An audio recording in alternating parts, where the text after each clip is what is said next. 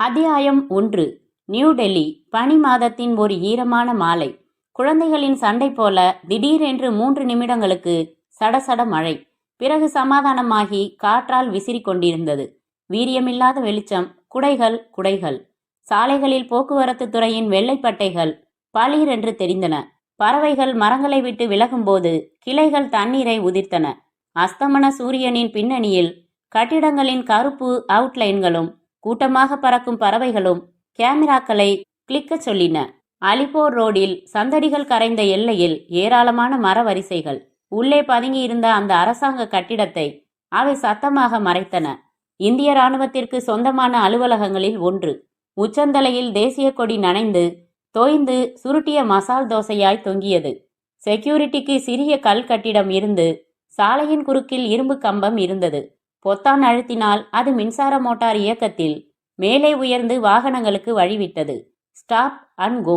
Security கார்டுகள் 4-5 பேர்கள் இருந்தனர். அனைவரிடமும் துப்பாக்கிகள். வந்து தேங்கிய ஜீப்பில் அமர்ந்திருந்த Choubey Agarwal Gandhi type cooling glass அணிந்திருந்தார். சதுர முகம், விளம்பர ஷேவிங், பெரிய உதடுகள். இரும்பு தடை மேலே உயர ஜீப்பின் பயணம் தொடர்ந்தது. முக்கிய கட்டிடத்தை அடைய 2 நிமிடங்கள் பிடித்தது. தரையெல்லாம் ஈரம். 5 மணிக்கே சூரியன் பலவீனப்பட்டதால் எங்கும் மின்சார விளக்குகள் எரிந்து கொண்டிருந்தன. முகப்பில் சோடியம் வேப்பரின் ஆரஞ்சு வெள்ளம். அகர்வால் இறங்கிக் கொண்டு தன் பேண்டின் 2 பாக்கெட்டுகளிலும் கைகளை நுழைத்து கொண்டு டாக் டாக் என்று நடந்தார். காரிடார் முழுக்க பச்சை தட்டிகள் தொங்கின. டியூப்லைட் வரிசைகளில் ஒன்று மட்டும் பள்ளிக்கு செல்ல அடம் பண்ணும் சிறுவனாய் தேம்பிக் கொண்டிருந்தது. மாநில பாரபட்சமில்லாத கொசுக்கள். அவற்றுக்கான எண்ணெயில் தேய்த்த காகித வலைகள். சுவர்களில் அம்புக்குறிகள் போட்டு பிரிவுகள் எழுதியிருந்தார்கள். மசூதி கூட்டு பிரார்த்தனை போல நிறைய டைப்ரைட்டர்கள் ஒரே நேரத்தில் ஒலித்து கொண்டிருக்கும் பின்னணியில் அவர் மாடிப்படிகளில் ஏறினார். பச்சை கம்பளம். எதிர்ப்பட்ட ஜூனியர்கள் நின்று சல்யூட் அடிக்க தரத்திற்கு தக்கபடி அகர்வால் பதில் மரியாதை செய்தபடி நடந்தார். நடையில் நான் இருந்தது. மாடியின் காரிடாரில் கடைசிக்கு செல்ல அலுவலக ஒலிகள் தேய்ந்தன. மைக்ரோவேவ் இரும்பு டவரின் உச்சியில் சிகப்பு விளக்கு எரிவது அவர் கண்ணை உறுத்தியது. 42 வினாடிகளுக்கு ஒரு முறை வெளிச்சம் பாய்ச்சும் சர்ச் லைட் அவர் அந்த கடைசி அறையை அடைவதற்கு முன்பு 2 முறை ஒளியால் அவரை தடவிவிட்டு விலகியது. காற்றில் மண் வாசனை. அந்த சாத்தப்பட்ட அறையின் இரும்பு கதவின் அருகில் இருந்த அழைப்பு மணி பித்தானை அழுத்தினார். உள்ளே குக்கு குக்கு என்றது. கதவின் நடுவில் இருந்த சிறிய சதுரம் திறந்து இவர் முகம் பார்க்கப்பட்ட பிறகு திறக்கப்பட்டது. கிரீச், ஆயில் ப்ளீஸ், கிரீச், ஆயில் ப்ளீஸ். திறந்தவன் தன் துப்பாக்கியை இறக்கி சல்யூட் அடித்ததை அலட்சியப்படுத்தி உள்ளே நடந்தார். கதவு மறுபடி கோரிக்கையுடன் மூடிக்கொண்டது. அது ஒரு பெரிய சதுர அறை. உத்தரத்தில் இருந்து தொங்கின 2 இரும்பு சங்கிலிகளில் பொருத்தப்பட்ட கைகளுடன் அவன் தளர்ந்து நின்று கொண்டிருந்தான். அவன் இடுப்பில் ஒரு ஜட்டி மட்டுமே அனுமதிக்கப்பட்டிருந்தது. அவன் முகம் லாரி சக்கரம் நசுக்கின பவுடர் டப்பா போல சப்பையாக இருந்தது. காயங்கள் சில உலர்ந்தவை, சில புதியவை. முகத்தில் 1 வார தாடி. தலை குப்பையாக இருந்தது. கண்களில் மட்டும் முடிந்தால் என்னை விடுவித்துப் பார் என்னும் சவால் இருந்தது. இளைஞன், 30 அல்லது 31. அகர்வால் அவன் எதிரில் வந்து நின்றார். சிகரெட் பற்ற வைத்து கொண்டார். காசிம், உன்னை பார்த்தால் எனக்கு பரிதாபமாக இருக்கிறது. உங்கள் பரிதாபம் எனக்கு தேவையில்லை. வேறு திசை பார்த்தான். துவைக்கப்பட்ட துணியாக அவன் கசங்கி இருந்தாலும் குரலில் உறுதி கொஞ்சமும் குறையவில்லை என்பதை கவனித்தார் அகர்வால். சில வினாடிகள் புகை ஊதி, என்ன முடிவு செய்தாய் காசிம்? என்னை நீங்கள் இங்கே கொண்டு வந்து கேட்ட முதல் நாளில் நான் என்ன முடிவு செய்தேனோ அதேதான். அப்படியானால் உன் உயிர் போவதை பற்றி உனக்கு அக்கறை இல்லையா? என் நாட்டுக்காக அது போவதில் பெருமையடைகிறேன். உங்கள் பாகிஸ்தானில் தேசிய மியூசியத்தில் உனக்கு ஒரு சிலை வைப்பார்கள் என்று நினைத்து கொண்டிருக்கிறாயா காசிம்? எந்த நாட்டிலும் எந்த உளவாளிக்கும் பாராட்டு பத்திரமோ விருதோ வழங்கப்படுவதில்லை மிஸ்டர் அகர்வால். புரிகிறதில்லையா? திறப்பு விழாக்கள் கட்டிடங்களுக்குத்தான், அஸ்திவாரங்களுக்கு இல்லை. ஆனால் அஸ்திவாரம் இல்லாமல் கட்டிடமில்லை என்பது புரியும். இராணுவங்களை பொறுத்தவரை நாங்கள் கண்ணுக்கு தெரியாத வேர்கள். அந்த வாதம் நமக்கு தேவையில்லை. நீ இப்போது எங்கள் கையில். உன் மரணத்தை எங்கள் ஆணைகள் நிச்சயிக்கும். அதன் பயங்கரத்தை உணர்கிறாயா இல்லையா?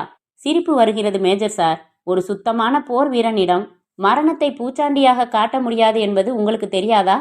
சரி, உனக்கு இன்னும் பல வகை சித்திரவதைகளை அறிமுகப்படுத்தவில்லை காசிம். உயிரை மட்டும் வைத்துக்கொண்டு துடிக்க வைக்க முடியும். உன் உடம்பு தாங்குமா என்று யோசித்துக்கொள். காசிமின் திடமான தோள்கள் ஒருமுறை புடைத்து வடிந்தன.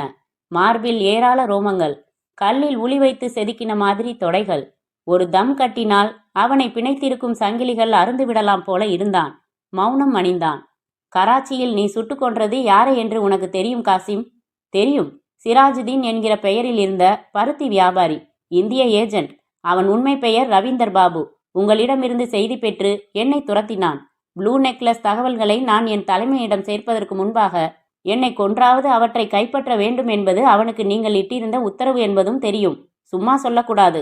நான் என் வாழ்வில் சந்தித்த திறமைசாலிகளில் இவனைத்தான் நம்பர் 1ஆக சொல்ல வேண்டும். என் நிழல் கூட என்னை அவ்வளவு உண்மையாக தொடர்ந்திருக்காது. எக்கச்சக்கமான நெருக்கடி கொடுத்து விட்டான். வேறு வழி இல்லாமல் தான் அவனை சுட வேண்டியிருந்தது. சுட்ட பிறகு அல்லாமேல் ஆணையாக வருத்தப்பட்டேன். அவனை சுட்டுவிட்டு கடல் மார்க்கமாக தப்பி செல்லும் முன்பாக எங்களிடம் சிக்கிக்கொண்டாய். அந்த ப்ளூ நெக்லஸ் நீ உன் தலைமையிடத்தில் சேர்க்கவில்லை என்பது எங்களுக்கு தெரியும். உண்மை. அதற்கு அவகாசமில்லை.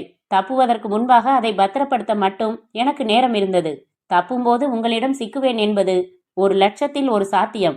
காசிம், உன் எதிரியையும் பலசாலியாக நினைக்க வேண்டும் என்று உனக்கு யாரும் கற்றுத்தரவில்லை என்று நினைக்கிறேன். நாங்கள் ரவீந்தர் பாபுவை தவிரவும் இன்னொரு ஏஜென்ட்டை விட்டு உங்கள் இருவரையும் கண்காணிக்க ஏற்பாடு செய்திருந்தோம்.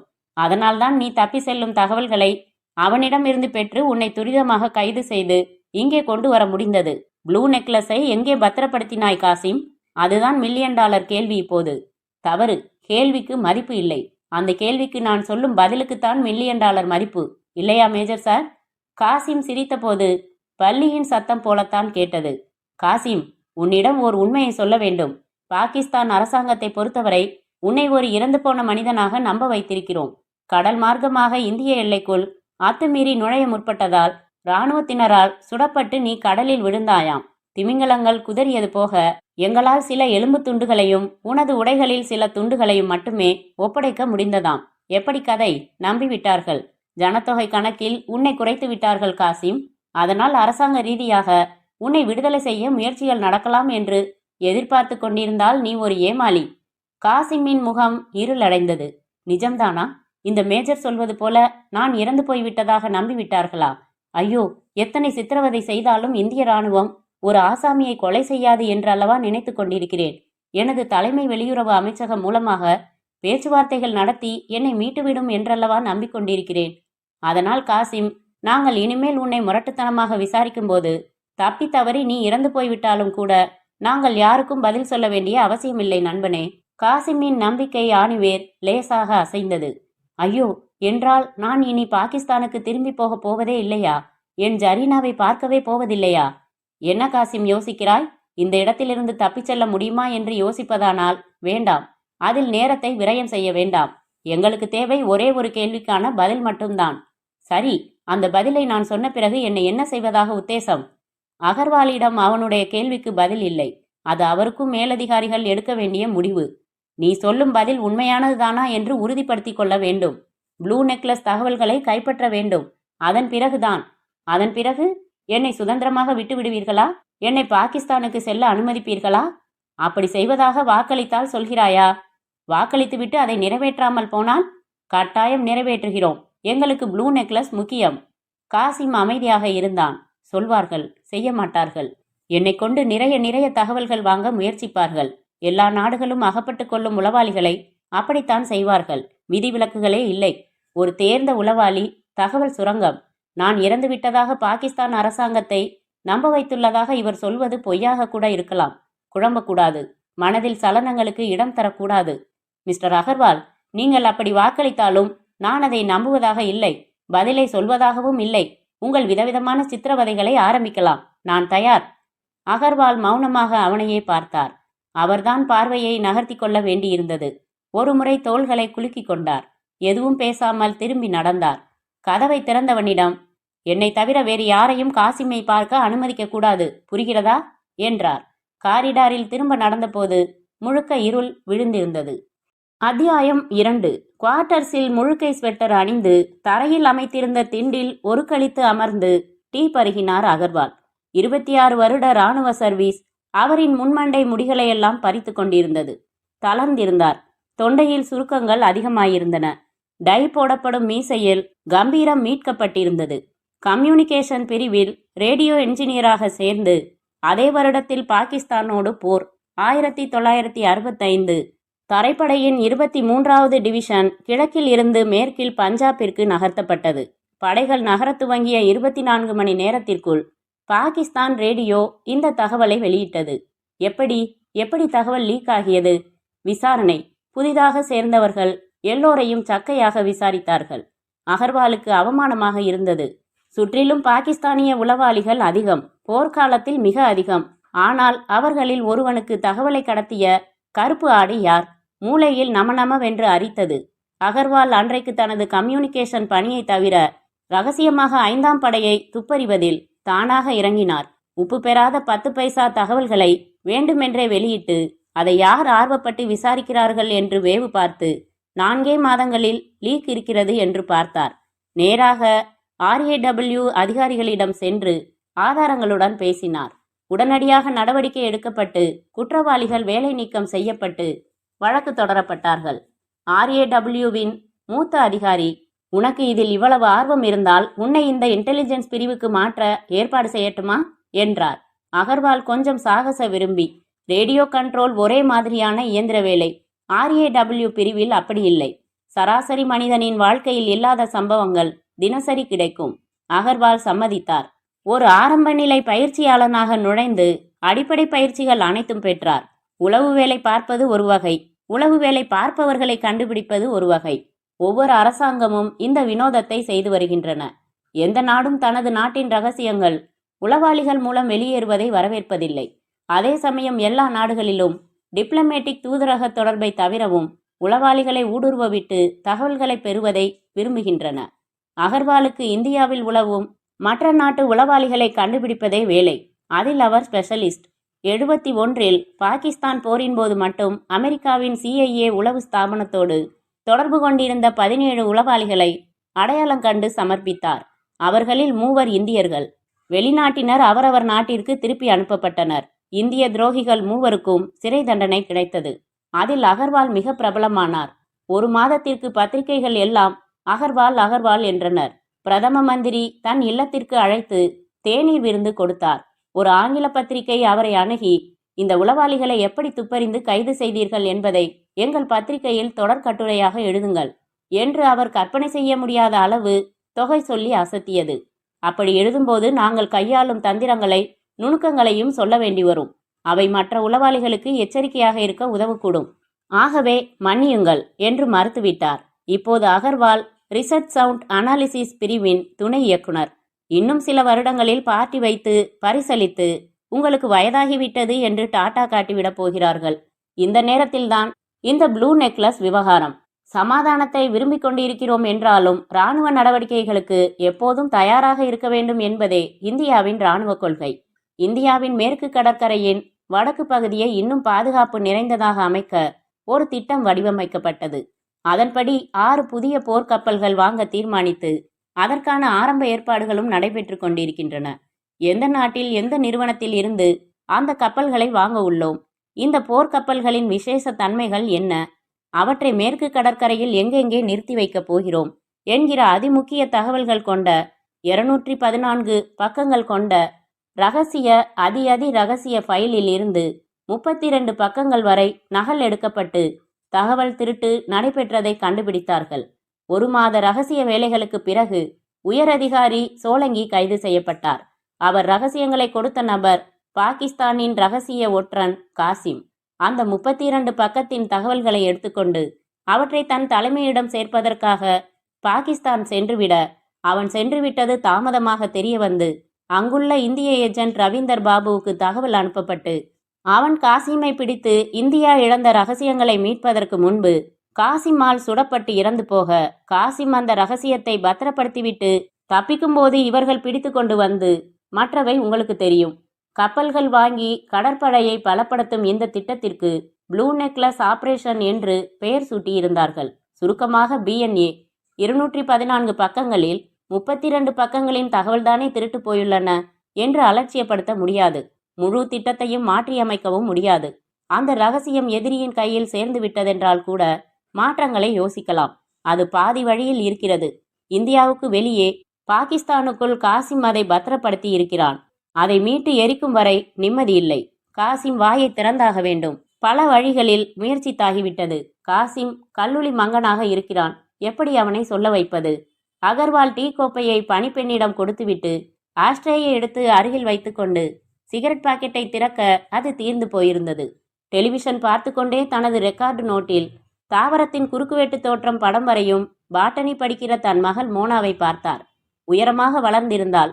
கோதுமை நிறம், அடர்த்தியான ஒற்றை பின்னல், வயிற்றின் துவக்கத்தில் சில பிசிறு முடிகள். சுடிதார் விரும்பி அணிகிறாள், துப்பட்டா விரும்பாமல் அணிகிறாள். அழகை மறைக்கிறதாம். Mona, cigarette please. மோனா எழுந்து மேஜை டிராயரில் இருந்து எடுத்து அவளே சலஃபன் பிரித்து ஒன்றை உருவி அவரிடம் கொடுத்து, எப்படித்தான் பிடிக்கிறீர்கள் டாட்? ஒரே ஒரு பஃப் இழுத்து பார்த்ததில் அரை மணி நேரத்திற்கு இருமிக் கொண்டிருந்தேன். முதல் பஃபில் இருமவில்லை என்பவன் பொய் சொல்கிறான் என்று அர்த்தம் மோனா என்றபோது டெலிஃபோன் ஒலித்தது. அவளே எடுத்து பேசி அவரிடம் தந்தாள். ஹலோ, மாத்தூர் பேசுகிறேன் சார். என்ன மாத்தூர்? அமீரிடமிருந்து ஒரு அற்புதமான தகவல். இப்போதுதான் ரேடியோவில் ரிசீவ் செய்தேன். உடனே உங்களோடு பேசுகிறேன். பேரை சொல்லாதே மாத்தூர். அவனுக்கு பெயர் யங் பிளட். சாரி, தகவல் என்ன? அதை சொல். காசிமின் காதலி ஜரீனாவை யங் பிளட் கண்டுபிடித்து விட்டான். வாரே வா. எங்கே இருக்கிறாளாம்?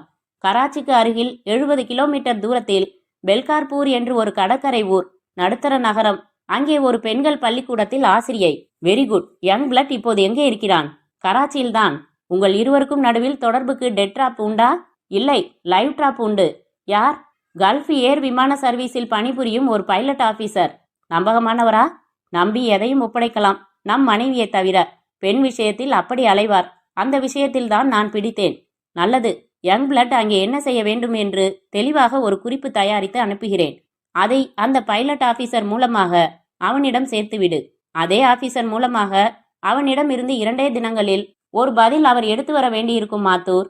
அவர் செய்யும் 2 சர்வீஸ்களுக்கு பதிலாக நாம் அவருக்கு 2 சர்வீஸ் செய்ய வேண்டும். கேரள பெண்கள் என்றால் அவனுக்கு உயிர். ரூபா மேனன் என்று இங்கே ஒரு பெரிய காஸ்ட்லி பிராஸ்டிடியூட். அவளை... அதெல்லாம் உன் தலைவலி மாத்தூர். ராவில் என்னென்ன வேலைகள் எல்லாம் செய்ய வேண்டியிருக்கிறது பாருங்கள். மாத்தூர், நாம் அடுத்த முறை நேரில் சந்திக்கும் போது ஞாபகமாக கேள். ஒரு சமயம் ரஷ்ய தலைவர் பிரஷ்னேவின் சிறுநீரை சேகரிக்க அமெரிக்க CIA என்னென்ன தகிடுதத்தம் செய்தது என்று சொல்கிறேன்.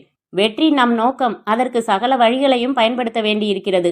Okay, good night Mathur. ரிசீவரை வைத்ததும் அகர்வாலின் மூளையில் காசிமின் மௌனத்தை உடைக்க திட்டம் உருவாக துவங்கியது. எழுந்தார். மோனா, நீ சாப்பிட்டு விட்டு படு. என்னை எதிர்பார்க்காதே, எனக்கு கொஞ்சம் நேரமாகும் என்று விட்டு தனது அலுவலக அறைக்குள் நுழைந்து நாற்காலியை இழுத்து அமர்ந்தார். மேஜை விளக்கை போட்டுக்கொண்டார். ஜன்னலுக்கு வெளியே சரம் சரமாக மழை பெய்து கொண்டிருந்தது. அத்தியாயம் 3. கராச்சி சர்வதேச விமான நிலையம் காலை பனியில் நனைந்து கொண்டிருந்தது. பாங்காக்கில் புறப்பட்டு டெல்லி வழியாக கராச்சி வந்து 3 மணி நேரம் இளைப்பாறிவிட்டு தெஹ்ரான் செல்லும் கல்ஃப் ஏர் சர்வீஸின் ஜம்போ விமானம் இன்னும் சில வினாடிகளில் தரையிறங்கப் போவதை விமான நிலையத்தின் லவுஞ்சில் ஆங்கிலத்திலும் உருதுவிலும் சொல்லிக் கொண்டிருந்தாள் அறிவிப்பாளினி. வெயிட்டிங் ஹாலில் கூட்டம் அதிகமாக இருந்தது. அமீர் செய்தித்தாள் புரட்டியபடி அமர்ந்திருந்தான். அமீர் இதற்கு மேல் சிகப்பாக பிறந்திருக்க முடியாது. பெண் போல மிருதுவான முகம், அடர்த்தி இல்லாத மீசை, வரைந்தது போல அழகான உதடுகள், மையால் உருவாக்கினவை போல அடர்த்தியற்ற புருவங்கள், குண்டு குண்டு கண்கள். ஒரு பெண்ணாக பிறக்கும் வாய்ப்பை மயிரிழையில் தவறவிட்டிருக்க வேண்டும். அமீர் கருப்பு காட்ராய் பேண்ட்டும் வெள்ளை முழுக்கை சட்டையும் அணிந்து அதற்கு மேல் கிரிக்கெட் வீரர்கள் போல கையில்லாத சிகப்பு நிற ஸ்வெட்டர் போட்டு தலையில் சிகப்பு வெல்வெட் தொப்பி வைத்திருந்தான். நேரு டைப் தொப்பி. அதில் சரிகையால் பூக்கள் போட்டிருந்தது. முன்புறம் லேசாக வளைந்த ஷூ அணிந்திருந்த அமீரை தூக்கி ஒரு குதிரை மேல் உட்கார வைத்தால் நிச்சயமாக ராஜஸ்தானிய இளவரசன். அமீர் வயது 27. திருமணமாகிவிட்டது. மனைவி நீரஜா. குழந்தைகள் உண்டு. ஒன்று 2 வயதில், மற்றொன்று வயிற்றுக்குள் இப்போதுதான் கால்களை உதைக்க துவங்கியிருக்கிறது. அமீர் ஒரு இந்தோ பாகிஸ்தானி. அப்பா இந்தியர், அம்மா பாகிஸ்தானி. காதல் திருமணம். அப்பா பாகிஸ்தானில் குடியுரிமைக்கு போராடி அது கிடைக்காமல் திருட்டுத்தனமாக வேறு முஸ்லிம் பெயரில் 3 ஆண்டுகள் வாழ்ந்து ஹார்ட் அட்டாக்கில் இறந்து போனார். அல்பாயுசு. அம்மாதான் இவனை வளர்த்ததெல்லாம். அம்மா பாகிஸ்தான் என்பதால் இவன் ஆட்டோமேட்டிக்காக பாகிஸ்தானின் பிரஜையானான். ஆனால் வளரும் போதே அவனை கவர்ந்தது இந்தியாதான். தன் உடம்பில் இந்திய ரத்தம் ஓடுவதாலோ என்னவோ அமீருக்கு இந்தியாவை பிடித்திருந்தது. அமீர் இந்திய வரலாறும் இந்திய இலக்கியங்களும் தான் அதிகம் படித்தான். கராச்சியில் ஒரு மீடியமான துணிக்கடை நடத்தி வருகிறான். அம்மா வழி சொந்தத்தில் நீரஜாவை மணந்தவன். அமீர் ஒரு டூரிஸ்டாக பலமுறை இந்தியாவுக்கு வந்து சுற்றி பார்த்திருக்கிறான். அப்படி வந்தபோது இங்கே சில நட்புகள் ஏற்பட்டன.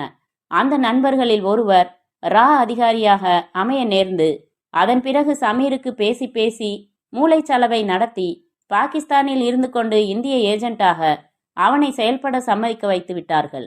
பாகிஸ்தானிய ரூபாயில் ஏராளமான பணமும் நகைகளும் வழங்கப்பட்டன.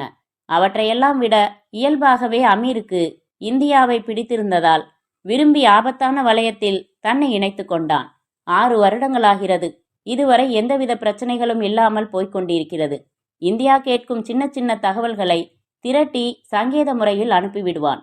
படுக்கை அறையில் கட்டிலுக்கு அடியில் ரகசிய அறை அமைத்து அதனுள் மைக்ரோ ரேடியோ சிஸ்டம் வைத்திருக்கிறான். வேவு பார்க்க முடியாத பவர்ஃபுல் சிஸ்டம், பிரத்யேக ஃப்ரீக்வென்சி. அமீருக்கு இந்திய ரா சூட்டியுள்ள பெயர் யங் பிளட். அவனுடைய கான்டாக்ட் மேன் அதிகாரி மாத்தூர். எல்லா தொடர்புகளும் அவர் வழியாகத்தான். கல்ஃப் ஏரின் அந்த ஜம்போ பனியை கிழித்து கொண்டு வந்து நின்றதும் ஸ்டெப்ஸ் பொருத்தினார்கள். பயணிகள் இறங்க துவங்கினார்கள். அமீர் எழுந்து கொண்டான். ஏர்போர்ட்டிலேயே இருந்த ஷாப்பிங் சென்டருக்குள் நுழைந்து ஒவ்வொரு பொருளையும் விலை பார்த்தான். ஓரக்கண்ணால் பைலட் சாலமன் வருகையை எதிர்பார்த்தான். சில நிமிடங்களில் பைலட் ஆபீசர் சாலமன் தனது யூனிஃபார்முடன் அந்த கடைக்குள் வந்து அவரும் பொருள்களை பார்க்க, இந்த பீச் டிலைட் சென்ட் என்ன விலை என்றான் அமீர். அதுதான் தன்னை அடையாளம் காட்டிக்கொள்ளும் இயல்பான பேசப்பட வேண்டிய குறிப்பு வாக்கியம். சாலமன் புரிந்து கொண்டதாக மெதுவாக தலையசைத்துவிட்டு பெயருக்கு ஒரு ஹேண்ட்கர்ச்சிப் வாங்கி கொண்டு கடையை விட்டு வெளியேறி நடந்து டாய்லெட் அறைக்குள் நுழைந்தார். அமீரும் நுழைந்து வரிசையான பீங்கான்களில் சாலமனுக்கு அடுத்ததில் நின்று கொண்டதும் சாலமன் தனது சிகரெட் கேஸ் திறந்து அதற்கு அடியில் வைத்திருந்த ஒரு விசிட்டிங் கார்டை எடுத்து கொடுத்தான். அது அமீரின் துணிக்கடையின் விசிட்டிங் கார்டு தான். அமீர் அதை வாங்கி தன் பாக்கெட்டில் வைத்து கொண்டான். நாளை மறுநாள் நான் இதே ரூட்டில் திரும்புகிறேன். தெரியும், முழு செய்தியும் வந்துவிட்டது. நாம் எதுவும் பேசிக்கொள்வது நல்லதில்லை. நாளை மறுநாள் உங்களை இதே டாய்லெட் அறையில் சந்திக்கிறேன். அமீர் விடுவிடுவென்று நடந்தான். தனது மோட்டார் பைக்கை பார்க்கிங் பகுதியில் இருந்து எடுத்துக்கொண்டு 16 கிலோமீட்டர்களுக்கு அப்பால் இருந்த கராச்சி நகரத்தை நோக்கி விரைந்தான். 15 நிமிடங்களில் வந்து ஜெபுன்னிசா தெருவிற்கு வந்தான்.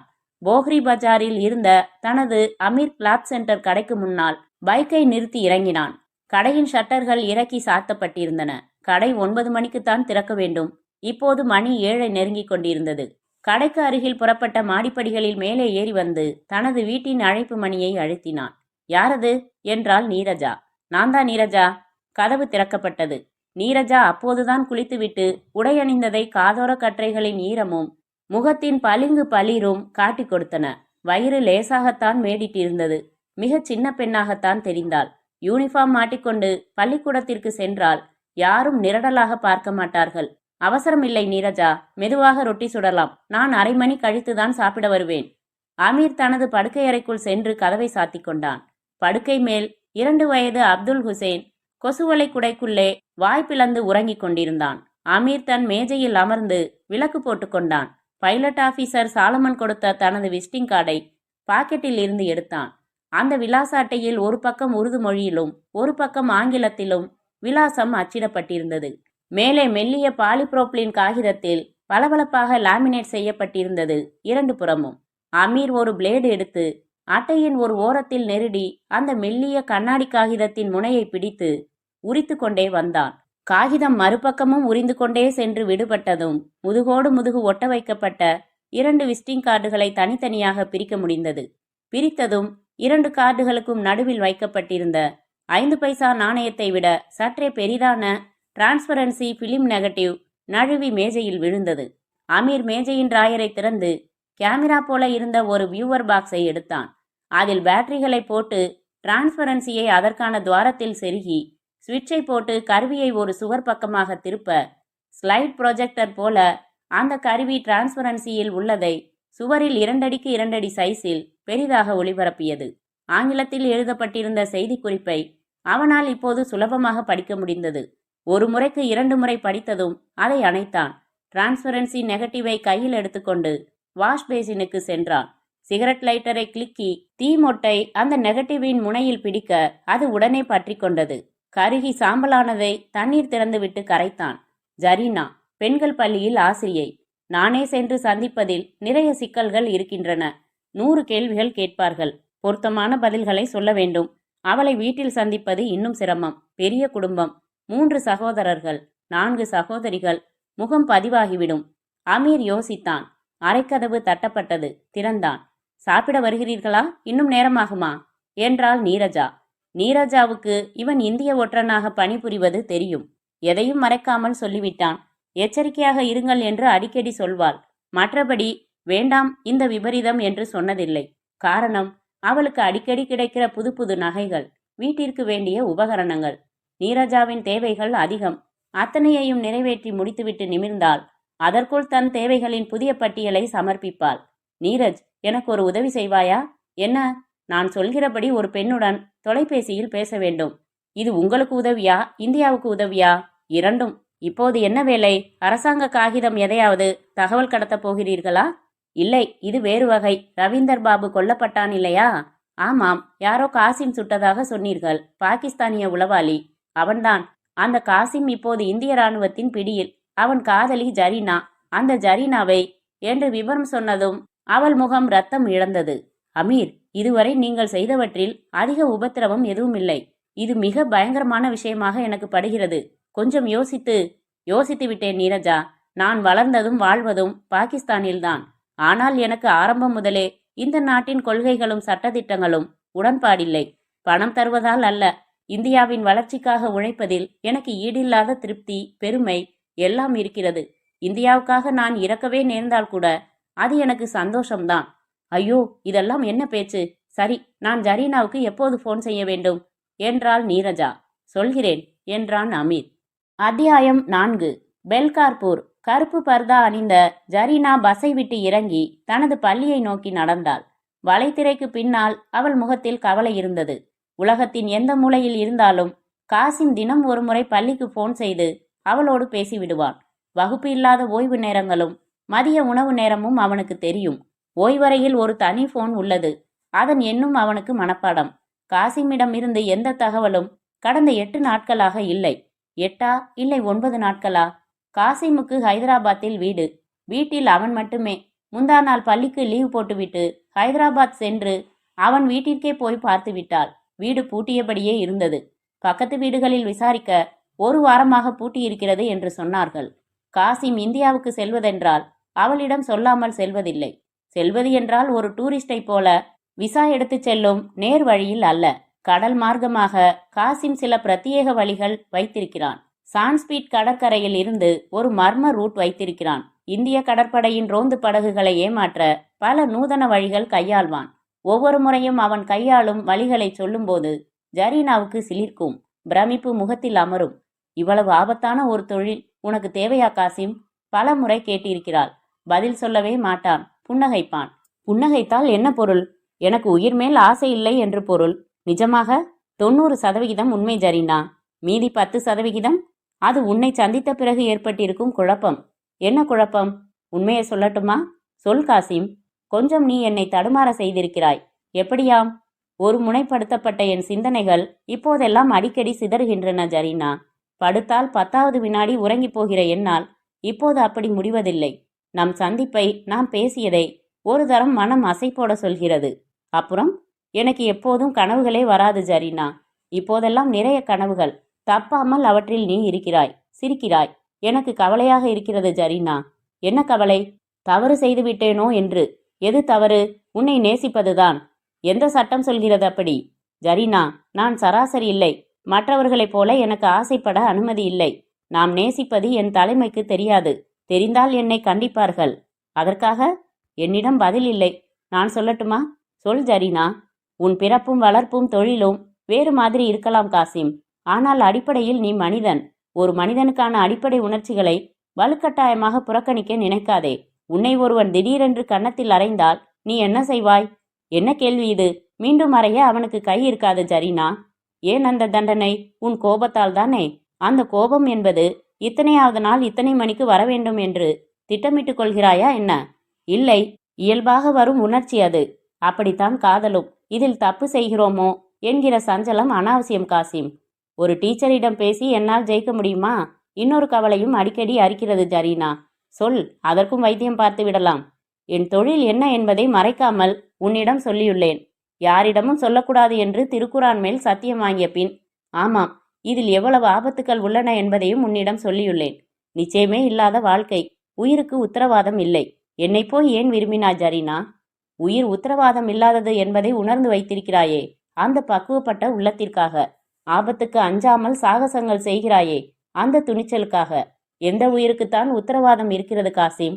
இந்தியாவில் சமீபத்தில் ஏற்பட்ட நிலநடுக்கத்தில் உயிரிழந்த ஆயிரக்கணக்கான மக்கள் காலையில் வெடித்துக் கொள்வோம் என்கிற நம்பிக்கையோடு தானே இரவு உறங்க சென்றிருப்பார்கள். இயற்கை எங்கே எப்போது ஆக்கிரமிக்கும் என்பது யாருக்கும் தெரியாது காசிம். வாழும் வரை மனதிற்கு சுகமாக வாழலாமே. அதனால் இனி இப்படி உளறல்கள் வேண்டாம். அப்படி இல்லை ஜரீனா. நான் எதற்காக சொல்கிறேன் என்றால், நான் உன்னை நிக்காஹ் செய்து கொள்கிறேன் என்று வைத்து கொண்டாயிற்று. பிறகு எனக்கு திடீரென்று ஒரு ஒரு விபரீதம் ஏற்படுகிறது என்று வைத்துக்கொள்கிறேன். பச்சையாக சொன்னால், திருமணமான சில தினங்களிலேயே நீ செத்துப்போனால் காலம் முழுவதும் ஒரு விதவையாக நான் வாழ வேண்டுமே என்று கவலைப்படுகிறாயாக்கும். அதுதான். அப்படி பார்த்தால் உலகம் முழுவதும் போர் வீரர்களை யாருமே திருமணம் செய்து கொண்டிருக்க மாட்டார்கள் காசிம். மழை நேர ஈசலுக்கு தன் ஆயுட்காலத்தை அறியும் சக்தி இருந்தால் அது பிறப்பே எடுக்காது. புகழை சுமந்து கொண்டு நீ சாக தயார் என்றால் உன் நினைவுகளை சுமந்து கொண்டு நான் வாழ தயார் காசிம். போதுமே இந்த பேச்சு. ஜரீனா தன் பள்ளிக்கூடத்திற்குள் நடந்தபோது நினைவுகளில் இருந்து மீண்டாள். கைக்கடிகாரம் பார்த்து கொண்டாள். வகுப்பு துவங்க இன்னும் 20 நிமிடங்கள் இருந்தன. ஆசிரியைகளுக்கான ஓய்வறைக்கு சென்றதும் தன் முகத்திரையை விலக்கி கொண்டு மற்றொரு ஆசிரியைக்கு காலை வணக்கம் சொன்னபோது அங்கிருந்த தொலைபேசி ஒலித்து அந்த பெண் எடுத்து, இருக்கிறார்கள் என்று ரிசீவரை துடைத்து, போன் உனக்குத்தான் என்றாள். ஹலோ என்றாள். மிஸ் ஜரீனா தானே பேசுவது என்றது பெண் குரல். ஆமாம், என் பெயர் சலீமா. காசிம் உங்களை தொடர்பு கொள்ளச் சொன்னார். உங்களிடம் ஒரு பொருளை ஒப்படைக்க சொன்னார். மிக ரகசியம் என்று சொன்னார். நீங்கள் காசிமை எங்கே பார்த்தீர்கள்? எப்போது? நேற்று இந்தியாவில் பார்த்தேன். காலையில்தான் நான் இங்கு வந்தேன். போனில் அதிகமாக பேசுவது நல்லதல்ல. மாலை 5 மணிக்கு கிளிஃப்டன் கடற்கரையில் உள்ள கோல்டன் ஹார்ஷூ ரெஸ்டாரண்டிற்கு வர முடியுமா?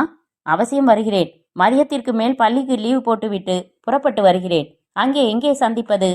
நீல நிற வேன் ஒன்று பார்க்கிங் பகுதியில் இருக்கும். அதன் எண்ணை சொல்கிறேன். காகிதத்தில் வேண்டாம், மனதில் பதிய வைத்துக் கொள்ளுங்கள். சொல்லுங்கள். சொல்லப்பட்டதும், சரி, வந்து அந்த வேன் அருகில் நிற்கவா? இல்லை, அதன் கதவு திறந்தே இருக்கும். ஏறி உள்ளே அமர்ந்து கொள்ளுங்கள். என்னை யாரும் பார்க்கவில்லை என்பதை நிச்சயித்து கொண்ட பிறகு நான் வந்து உங்களை சந்திக்கிறேன். சரி, ஒரு விஷயம். விபரம் மிக ரகசியமானது. எனவே நம் சந்திப்பும் ரகசியமானது. எனவே நீங்கள் உங்கள் வருகை பற்றி யாருக்கும் தெரிவிக்காமல் இருப்பது மிகவும் நல்லது. தெரியும் என்று வைத்தாள். கிளிஃப்டன் கடற்கரை பகுதியில் கோல்டன் ஹார்ஷூ ரெஸ்டாரண்டின் பார்க்கிங் பகுதியில் மெதுவாக நடந்தாள் ஜரீனா. குறிப்பிட்ட நம்பருடன் நீல நிற வேன் இருந்தது. அதை சமீபித்து பின்புற கதவை திறந்து உள்ளே ஏறி அமர்ந்து வியந்தாள். சலீமா என்கிற பெண்ணை எதிர்பார்க்க அங்கே செக்கச்சவேல் என்று இளைஞன் அமீர் அமர்ந்திருக்க குழப்பமாய் பார்த்தாள். அமீரின் முதுகுப்புறம் மறைந்திருந்த அவனது வலது கை வெளிப்பட்டு சொடுக்கும் நேரத்தின் பாதியில் அவள் முகத்தில் அந்த திரவ ஈத்தரை ஸ்ப்ரே செய்தது. ஜரீனா மூச்சுக்கு தவித்தாள். வாயால் அவசரமாக சுவாசித்தாள். வினாடியில் மயக்கமாகி சரிந்தாள். அமீர் அவளின் கைகளை பின்புறம் வைத்து கட்டி வாயில் ஒரு பிளாஸ்திரி ஒட்டிவிட்டு வேனில் டிரைவர் பகுதிக்கு வந்து ஸ்டார்ட் செய்தான். அத்தியாயம் 5. அவனை அவிழ்த்து விடுங்கள் என்றார் அகர்வால். கால் மேல் கால் அணிந்து கொண்டார். மடியில் வைத்திருந்த லெதர் பையை மேஜை மேல் வைத்தார். சிகரெட் பற்ற வைத்துக் கொண்டார். மெஷின்கன் ஏந்திய 2 இராணுவ வீரர்கள் காசிமை சங்கிலி பிணைப்புகளில் இருந்து விடுவித்து அவர் முன்னால் நிறுத்தினார்கள். 2 பேரின் துப்பாக்கி முனைகளும் காசிமை 1 சென்டிமீட்டர் பிசகாமல் குறிவைத்தன. உட்கார் காசிம். எதிர் நாற்காலியை காட்டினார். நீ உன் உடைகளை அணிந்து கொள்ளலாம். மேஜை மேல் வைக்கப்பட்டிருந்த பேண்ட்டையும் சட்டையையும் காட்டினார். அவசியமில்லை. உணர்வுகள் மறத்து போய்விட்டன மேஜர் சார். பயமும் இல்லை, குழப்பமும் இல்லை, அதுபோல் வெட்கமும் இல்லை. இந்த ஜட்டியையும் அவிழ்த்து வீசிவிட்டு நிற்க தயார். நடுசாலையில் ஓடவும் தயார் என்றான் அமராமல். காசிம், மிகவும் நொந்து போயிருக்கிறாய் என்பது புரிகிறது. கடைசியாக நான் உன்னை சந்தித்து 4 நாட்கள் ஆயிற்று அல்லவா? இந்த 4 நாட்களில் என்னென்ன நிகழ்ந்தன என்பது உனக்கு தெரியாது. நிறைய சம்பவங்கள் காசிம். இங்கில்லை, பாகிஸ்தானில், குறிப்பாக பெல்கார்பூரில். சுருக்கென்றது காசிமிற்கு. பெல்கார்பூரில்தான் ஜரீனா இருக்கிறாள். எப்படி இவருக்கு தெரியும்? காசிம் தன் அதிர்ச்சியை முகத்திலிருந்து மறைத்து கொள்ள முயன்றான். என்ன சம்பவம் என்றான் அலட்சியமாக. நீயே படித்து பாரேன், உனக்குத்தான் ஆங்கிலம் தெரியுமே. அகர்வால் தன் கைப்பையை திறந்து பாகிஸ்தானில் இருந்து வெளிவரும் அந்த செய்தித்தாளை எடுத்து புரட்டி பேனாவால் கட்டமிடப்பட்ட செய்தி பகுதியை மடக்கி அவனிடம் கொடுத்தார். படித்தான். பெல்கார்பூரில் ஒரு பள்ளியில் வேலை பார்க்கும் ஆசிரியை ஜரீனாவை திடீரென்று காணவில்லை. அவரின் பெற்றோரின் புகாரின் மேல் காவல்துறை அந்த பெண்ணை தேடுவதில் தீவிரமாக இறங்கியுள்ளது. கோபமாக நிமிர்ந்தான் காசிம். மேஜர் சார், ஜரீனா எங்கே? கிட்டத்தட்ட கத்தினான். உங்கள் நாட்டில் உள்ள ஏதோ ஒரு காணாமல் போன பெண்ணை பற்றி ஏன் என்னிடம் கேட்கிறாய்? ஆமாம், அதில் உனக்கென்ன இவ்வளவு ஆத்திரம் காசிம்? மிஸ்டர் அகர்வால், விளையாட்டு போதும். எனது ஜாதகத்தையே தோண்டி இருக்கிறீர்கள். ஜரீனாவை நீங்கள்தான் கடத்தியுள்ளீர்கள் என்பதை கூட நான் புரிந்து கொள்ளவில்லை என்றால் நான் அடிமுட்டாள். காசிம், நீ முட்டாள் இல்லை. இப்படி இந்திய இராணுவத்திடம் சிக்கிக்கொண்டு அவஸ்தைப்பட்டு நொந்து போகிறாய் அல்லவா? உன் மனதிற்கு ஒரு ஆறுதல் தரலாம் என்றுதான் உன் ஆருயிர் காதலி ஜரீனாவை இந்தியாவிற்கு கொண்டு வந்திருக்கிறோம். பொய், அது சாத்தியமில்லை. புத்திசாலிகளுக்கு எதுவும் சாத்தியம். உன் ஜரீனாவின் இன்றைய நிலையை பார்க்கிறாயா காசிம்? அகர்வால் கைப்பைக்குள் இருந்து ஒரு புகைப்படத்தை எடுத்து அவனிடம் கொடுத்தார். அதில் ஜரீனா கைகள் கட்டப்பட்டு வாயில் பிளாஸ்திரி ஒட்டப்பட்ட நிலையில் மயக்கமாக கிடந்தாள். அல்லா என்றான் காசிம். காதலிக்கு வழி என்றால் அல்லாவை அழைக்கிறாயே, அந்நிய நாட்டு தகவல்களை உங்கள் அல்லா திருடச் சொன்னாரா காசிம்? இன்னொருவன் காதலியை கடத்தி வரச் சொன்னது யார்? உங்கள் துர்க்கையா? என்ன செய்வது? தந்திரத்திற்கு தந்திரத்தால் பதில் சொல்ல வேண்டி இருக்கிறதே. எதிரிக்கு தெரிந்த மொழியில்தானே நாமும் பேச வேண்டும். ஓகே, உங்கள் நோக்கம் என்ன? ஜரீனா உனக்கு உயிருடன் தேவையா காசிம்? நிச்சயமாக என்றான் அழுத்தமாக. என்றால் எங்கள் 3 நிபந்தனைகளுக்கு நீ சம்மதிக்க வேண்டி இருக்கிறது காசிம். என்ன அது? முதல் கண்டிஷன், ப்ளூ நெக்லஸ் தகவல் ரகசியங்களை நீ பத்திரப்படுத்தி உள்ள இடத்தை சொல்ல வேண்டும். அப்புறம் உன்னை விடுதலை செய்து உன்னிடம் போலியான ப்ளூ நெக்லஸ் தகவல்களை தருவோம். அதை நீ சுதந்திரமாக பாகிஸ்தானுக்கு சென்று உன் தலைமையிடம் சேர்க்க வேண்டும். அப்புறம் சில காலம் நீ டபுள் ஏஜென்ட்டாக செயல்பட வேண்டும். அதாவது உனது தலைமைக்கு கட்டுப்படுவதாக நடித்து கொண்டு, ஆனால் எங்களுக்கு விசுவாசமாக நடந்து கொள்ள வேண்டும். உங்கள் நாட்டில் இருந்து எங்களுக்கு குறிப்பிட்ட சில தகவல்கள் தேவைப்படுகின்றன. இவற்றுக்கெல்லாம் நீ சம்மதிப்பதாக இருந்தால் மேற்கொண்டு விவரங்களை சொல்கிறேன். மிஸ்டர் அகர்வால், என்னை என் நாட்டுக்கு துரோகம் செய்ய சொல்கிறீர்கள். இதே காரியத்தை உங்களை செய்ய சொன்னால் செய்வீர்களா? என் காதலியை உயிருடன் மீட்டாக வேண்டிய துர்பாக்கிய நிலை எனக்கில்லை நண்பனே. அப்படி ஒரு நிலை ஏற்பட்டால் என் முடிவு என் காதலின் ஆழத்தை பொறுத்து அமையும். இரண்டுக்கும் அடிப்படை அன்பு. நாட்டின் மீது வைத்துள்ள அன்பை விட என் காதலியின் மேல் வைத்துள்ள அன்பு அதிகம் என்று என் மனதிற்கு பட்டால் எனக்கு நாடு 2ஆம் பட்சமாகத்தான் தோன்றும். உன் காதலின் ஆழம் எப்படியோ எனக்கு தெரியாது. காசிம் அமைதியாக நின்றான். அவரை வெறுப்பாக பார்த்தான். சொல் காசிம், உங்கள் 3 நிபந்தனைகளுக்கும் நான் சம்மதித்தால் இறுதியில் என்னிடம் என் ஜரீனாவை ஒப்படைப்பீர்கள் தானே? ஆமாம், நீ விரும்பும் வேறு ஒரு நாட்டில் உங்கள் 2 பேருக்கும் குடியுரிமை வாங்கி தருகிறோம். உனது பெயரில் வங்கியில் உன் தலைமுறை முழுக்க உட்கார்ந்து சாப்பிடும் அளவிற்கு பணம் போட்டு தருகிறோம். எப்படி நம்புவது மிஸ்டர் அகர்வால்? நம்பித்தான் ஆக வேண்டும் காசிம். காசிம் மீண்டும் யோசித்தான். பெருமூச்சு விட்டான். சரி, உடன்படுகிறேன். எனக்கு வேறு வழி இல்லை. எனக்கு என் நாட்டை விட ஜரீனா முக்கியம். இப்படி சொல்ல வெட்கமாக இருந்தாலும் அதுதான் உண்மை மேஜர் சார்.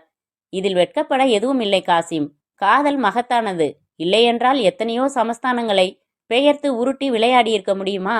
நல்லது, புகைக்கிறாயா? அகர்வால் தன் சிகரெட் பெட்டியை நீட்ட காசிம் தயக்கமில்லாமல் ஒன்றை எடுத்து பற்ற வைத்து கொண்டான். இந்த நிமிடம் முதல் பாகிஸ்தான் உன் எதிரி காசிம். திணிக்கப்பட்ட கஷ்டமான சிந்தனை. ஜீரணித்துக் கொள்கிறேன். முதல் நிபந்தனைக்கு வரலாமா?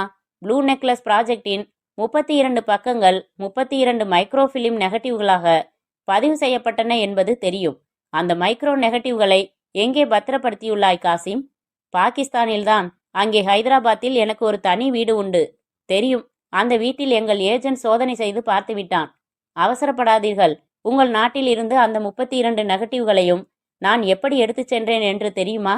குர்ஆன் புத்தகம் ஒன்று வாங்கினேன். அதன் மேலட்டையின் மேல் போர்த்தப்பட்டிருந்த சிகப்பு காலிக்கோ லெதர் ஜாக்கெட்டை பீத்து உள்ளே நெகட்டிவ்களை வைத்து முன்போலவே ஜாக்கெட்டை ஒட்டினேன். புத்தகத்தை எடுத்துக்கொண்டு பாகிஸ்தான் சென்று விட்டேன். அங்கே உங்கள் ஏஜென்ட் என்னை நிழல் போல தொடர்ந்ததால் ஹைதராபாத் ரயில்வே ஸ்டேஷனில் முகமது ஷா என்னும் முதியவரிடம் புத்தகத்தை கொடுத்தேன். அவரின் விலாச அட்டையை வாங்கி கொண்டேன். நானோ அல்லது வேறு யாராவதோ உங்களை தேடி வந்து உங்களின் இந்த விலாச அட்டையை கொடுத்தால் புத்தகத்தை கொடுத்து விடுமாறு சொன்னேன். சம்மதித்தார். எனது வீட்டிற்கு வந்து அந்த விலாச அட்டையை எனது மேஜையில் வைத்துவிட்டு புறப்பட்ட போதுதான் உங்கள் ஏஜென்ட்டை நேருக்கு நேர் சந்திக்க வேண்டியதாயிற்று. அவனை சுட்டுவிட்டு கராச்சி வந்து கடல் மார்க்கமாக புறப்பட்ட போது பாதி வழியில் மாட்டிக்கொண்டேன். இந்த விவரங்களை உன் தலைமையிடம் நீ ஏன் தெரிவிக்கவில்லை? அதற்கு அவகாசம் இல்லை. ஜொம்பிலி தீவில் எனக்கு ஒரு நண்பன் உண்டு. அங்கு வந்து தொலைபேசியில் சொல்ல நினைத்திருந்த சமயம் வழியில் உங்கள் நபர்கள் மடக்கிவிட்டார்கள். புத்தகம் ஒப்படைத்த நபரின் பெயர் என்ன சொன்னாய்? முகமது ஷா. அந்த விலாசம் உன் நினைவில் இல்லையா? இல்லை, ஒரே ஒரு முறை படித்ததுதான், மறந்துவிட்டது. ஆக உன் வீட்டில் மேஜையில் உள்ள முகமது ஷாவின் விலாச அட்டையை எடுத்துக்கொண்டு குறிப்பிட்ட விலாசம் சென்று முகமது ஷாவிடம் அதை கொடுத்தால் அவர் திருக்குரான் புத்தகத்தை கொடுத்து விடுவார். இதில் சிக்கல் எதுவும் இல்லையே? இல்லை. ஓய்வெடு காசிம். உன் தகவல்களின்படி மைக்ரோ நெகட்டிவ்களை கைப்பற்றி அவை என் கைக்கு வந்ததும் அடுத்த நிபந்தனைக்கு வரலாம். அகர்வால் எழுந்து கொண்டார். மேஜர் சார், என் ஜரீனா மேல் ஒரு சின்ன கீறல் கூட விழக்கூடாது. நீ குள்ளநரித்தனம் எதுவும் செய்யாத பட்சத்தில் விழாது. அகர்வால் சிரித்து கொண்டே நடந்து வெளியேறினார். காசிமை மறுபடி நடத்தி கைகளில் சங்கிலிகளை பொருத்தினார்கள். சரிதானா? காதலுக்காக என் தாய்நாட்டிற்கு துரோகம் செய்கிறேனே, சரிதானா? காசிம் மனதில் கூசியது, குறுகுறுத்தது. அத்தியாயம் 6. கராச்சி இராணுவ தளத்தின் அலுவலக கட்டிடங்கள் மைப்பூசி கொண்டிருந்தன. பனி உதிர்ந்து கொண்டிருந்தது. எல்லா இலைகளின் நுனிகளிலும் முத்துக்கள். குவார்ட்டர்ஸ் கட்டிடங்கள் வீசி எறிந்ததைப் போல சிதறியிருந்தன. அந்த மாடி அறையில் கணப்பு அருகில் அமர்ந்திருந்தார் பாகிஸ்தானின் இராணுவ உயர் அதிகாரிகளில் ஒருவரான மாலிக். முழுக்கை ஸ்வெட்டர் அணிந்திருந்தார். கனமான பூட்ஸ், நீளமான முகம், ஒரு மூக்கில் ஒரு வெட்டுக்காயம், சிவப்பான காது மடல்களில் பின் வெளிச்சத்தில் இரத்த குழாய்கள் தெரிந்தன. மாலிக்கின் ஒரு கை மது நிறைந்த கண்ணாடி கோப்பையை பிடித்திருந்தது. மற்றொரு கை தன் மடியில் தலை வைத்து படுத்திருந்த அந்த பெண்ணின் உடை முடிச்சுகளை அவிழ்ப்பதில் தீவிரமாக இருந்தது. அந்த பெண்ணும் மது அருந்தி இருப்பது கண்களில் தெரிந்தது. வெளியிரென்று இருந்தாள். எனக்கு இன்னொரு கோப்பை மது வேண்டும் என்றாள். போதும், ஏற்கனவே 3 முடித்து விட்டாய். பரவாயில்லை, வேண்டும். பிறகு நீ சவம் மாதிரி கிடப்பாய். இல்லை, என் எல்லை 5 கோப்பைகள் சார். இராணுவ அதிகாரிகள் மட்டுமே என் வாடிக்கையாளர்கள். எல்லாம் உங்களை போன்றவர்கள் பழக்கி கொடுத்ததுதான். என் வளர்ப்பு பூனைக்குட்டியை அணைத்து கொண்டு உறங்குவதாக இருந்தாலும் எனக்கு மது தேவைப்படுகிறது சார். மாலிக் சிரித்துக்கொண்டு பாட்டிலில் இருந்து அவளின் கோப்பைக்கு ஊற்றினார். தனக்கும் ஊற்றிக்கொண்டார். இவர் மிடறு மிடராக விழுங்க அவள் குளிர்பானம் போல குடித்து வைத்துவிட்டு அவர் மேல் சாய்ந்தாள். எனக்கு முதலில் டான்ஸ் ஆட வேண்டும் ஜீலா. வாருங்கள், ஆடலாம். எனக்கு ஆடத் தெரியாது, ரசிப்பேன். நீ ஆடு. உடம்பில் பருத்தி பாலியஸ்டர் எதுவும் இல்லாமல் ஆடு. ஜீலா சிரித்தாள். போதை ஏறி இருக்கிறது சார். கீழே விழுந்து விடுவேன். இன்னொரு நாள் ஆடுகிறேன். இன்றைக்கு வேண்டாம். சரி, வேண்டாம் என்றார். அழைப்பு மணியின் பிடிவாதத்திற்கு மாலிக் எரிந்த கண்களுடன் எழுந்து உடையணிந்து கொண்டு அறை விட்டு வெளியேறி கதவுக்கு வந்து திறந்தார். அதிகாரி சம்சுதீன் சல்யூட் அடித்தார். மிக முக்கியமான தகவல் சார். அதனால் இந்த நேரத்தில் தொந்தரவு பண்ண வேண்டியதாகிவிட்டது. உள்ளே வா. சார், உங்கள் கன்னத்தில் லிப்ஸ்டிக் கரையா? ஆமாம். I hate a wonderful heavenly moments. என்னையா ரகசியம் இருக்கிறது இதில்? சொல், விஷயம் என்ன? மாலிக் சுருட்டு பற்ற வைத்து கொண்டார். நமது காசிம் கடலில் விழுந்து திமிங்கலங்களால் குதிரப்பட்டு இறந்து விட்டதாக நாங்கள் எல்லோரும் நம்ப தயாராக இருந்தபோது நீங்கள் மட்டும் இது இந்தியாவின் சதி என்று அடித்து சொன்னீர்கள் இல்லையா? நீங்கள் சொன்னதுதான் சரி. இந்திய இராணுவத்தின் பிடியில் காசிம் இருப்பதாக ரகசிய நம்பக செய்தி வந்திருக்கிறது. எதிர்பார்த்ததுதான். காசிமிற்கு நான் இட்டிருந்த உத்தரவு என்ன தெரியுமா? இந்தியாவில் இருந்து ப்ளூ நெக்லஸை எடுத்து வந்ததும் நேராக என்னை சந்தித்து கொடுக்க வர வேண்டாம். ஒரு இடத்தில் பத்திரப்படுத்து. பிறகு என்னை தொலைபேசியில் தொடர்பு கொண்டு இடத்தை சொல், நான் எடுத்துக்கொள்கிறேன். இப்படித்தான் சொல்லியிருந்தேன். ஏன் அப்படி? சம்சுதீன், பாகிஸ்தானில் இந்திய ஏஜென்ட்டுகளின் ஊடுருவல் முன்னைவிட அதிகமாக உள்ளது. நமது இராணுவ அதிகாரிகளில் கூட சிலர் விலை போவதாக தெரிகிறது. அவர்கள் கைக்கு கிடைத்து விடாமல் இருக்க நான் அப்படி சொன்னேன். காசிமால் சுடப்பட்ட சிராஜுதீன் என்னும் பருத்தி வியாபாரி ஒரு இந்திய ஏஜென்ட் என்று அறிய வந்தபோது எவ்வளவு ஆச்சரியப்பட்டோம். காசிம் ஜொம்பிலி தீவுக்கு செல்லும் வழியில்தான் கடலில் காணாமல் போனான். அதாவது இந்திய இராணுவத்திடம் சிக்கிவிட்டான். காசிம் வழக்கமாக ஜொம்பிலி தீவில் இருந்துதான் என்னை தொலைபேசியில் தொடர்பு கொள்வது வழக்கம். எனவே என் உத்தரவுப்படி அந்த மைக்ரோ நெகட்டிவ்ஸை அவன் பத்திரப்படுத்தியிருக்க வேண்டும். அவன் காதலி ஜரீனா காணாமல் போனதற்கும் நிச்சயம் தொடர்பு இருக்க வேண்டும் சம்சுதீன். சிராஜுதீனை போல நம் நாட்டில் ஊடுருவியுள்ள வேறு யாரோ சில இந்திய ஏஜென்ட்டுகள் தான் ஜரீனாவை கடத்தி சென்றிருக்க வேண்டும். இந்தியாவுக்கா? அது அவ்வளவு சுலபமில்லை. ஜரீனா பாகிஸ்தானில் தான் இருக்க வேண்டும் என்பது என் கணிப்பு. காசிமுக்கு ஜரீனா என்று ஒரு காதலி உண்டு என்பது நமக்கே மிக தாமதமாகத்தான் தெரியும். அப்படி இருக்க அவர்களுக்கு எப்படி தெரியும்? இந்திய ராணுவ மூளைகளை சாதாரணமாக எடை போடாதே சம்சுதீன். ராணுவ அதிகாரி மாலிக் வாரத்திற்கு எத்தனை முறை பெண்களுடன் சல்லாபிப்பான் என்பதை கூட தெரிந்து வைத்திருப்பார்கள். அபார மூளைகள். ஜரீனாவை கடத்தின நோக்கம் மழலை பேசும் குழந்தைக்கு கூட புரியும். இந்தியாவின் அதிமுக்கிய இராணுவ ரகசியம் ஒன்றை காசிம் திருடி பத்திரப்படுத்தி இருக்கிறான். காசிம் அவர்கள் கையில். இந்த நிலையில் காசிமின் காதலி கடத்தப்படுகிறாள் என்றால் என்ன அர்த்தம்? காசிம் ப்ளூ நெக்லஸ் இருக்குமிடத்தை சொல்லவில்லை என்று அர்த்தம். அவன் வாயிலிருந்து உண்மையை வரவழைக்கத்தான் ஜரீனாவை கடத்தியிருக்கிறார்கள். காசிம் சொல்லிவிடுவானா சார்? என்னால் சரியாக யூகிக்க முடியவில்லை. ஆனால் ஒன்று, அந்த ப்ளூ நெக்லஸ் தகவல்களை கைப்பற்ற நான் 3 மாதங்களாக திட்டமிட்டேன். திட்டத்தின் கடைசி பகுதியில் குழப்பம். திட்டப்படி ப்ளூ நெக்லஸ் பாகிஸ்தானுக்கு வந்து எங்கோ ஓரிடத்தில் பத்திரமாக இருக்கிறது. இந்த நிலையில் என் எல்லைக்கு வந்துவிட்ட ரகசியத்தை மறுபடி நழுவவிட்டால் என்னை விட முட்டாள் எவனும் இருக்க மாட்டான். என்ன விலை கொடுத்தாலும் சரி, அந்த மைக்ரோ நெகட்டிவ்ஸ் என் கைக்கு வந்தாக வேண்டும் சம்சுதீன். ஹைதராபாத்தில் காசிம் வீட்டில் மீண்டும் சோதனையிடச் சொன்னேனே, இன்று காலையில் கூட நானே சென்றேன். உன்னிப்பாக 2 மணி நேரங்கள் அந்த வீட்டை புரட்டி பார்த்து விட்டேன். எந்த குழுவும் இல்லை. ஆனால் ஒன்று, வேறு யாரோ வீட்டிற்குள் நுழைந்து தேடி பார்த்த தடயங்கள் கிடைத்தன. இந்தியாவின் சுறுசுறுப்பை புரிந்து கொண்டாயா சம்சுதீன்? காசிம் காதலில் ஈடுபட்டிருக்கலாம். அதை என்னிடம் மறைத்திருக்கலாம். ஆனால் அவன் நம் தேச விசுவாசி. ஏதாவது ஒரு வகையில் தகவல் கொடுப்பான் என்று நம்புகிறேன். காசிம் வீட்டிற்கு கண்காணிப்பு தேவை. நீயே நேரடியாக கவனி. வேறு தகவல் வந்தால் தெரிவிக்கிறேன். சம்சுதீன் மீண்டும் சல்யூட் அடித்துவிட்டு விலகி நடக்க மாலிக் கதவை சாத்தி சுருட்டை அணைத்துவிட்டு படுக்கைக்கு வந்தார். அத்தியாயம் 7. அதிகாலை 3 மணியை தேர்வு செய்திருந்தான் அமீர். எவ்வளவு பெரிய வீரனையும் தூக்கம் அசத்தும் நேரம். காசின் வீட்டின் அமைப்பின் காலையிலேயே பார்த்து வைத்தாகிவிட்டது. அவ்வளவு நடமாட்டம் இல்லாத தெருவில் ஒரு வளரும் கட்டிடத்தின் அருகாமை வீடு, பூட்டிய வீடு, தனி வீடு, ஒரே ஒரு மாடி உடைய சின்ன வீடு.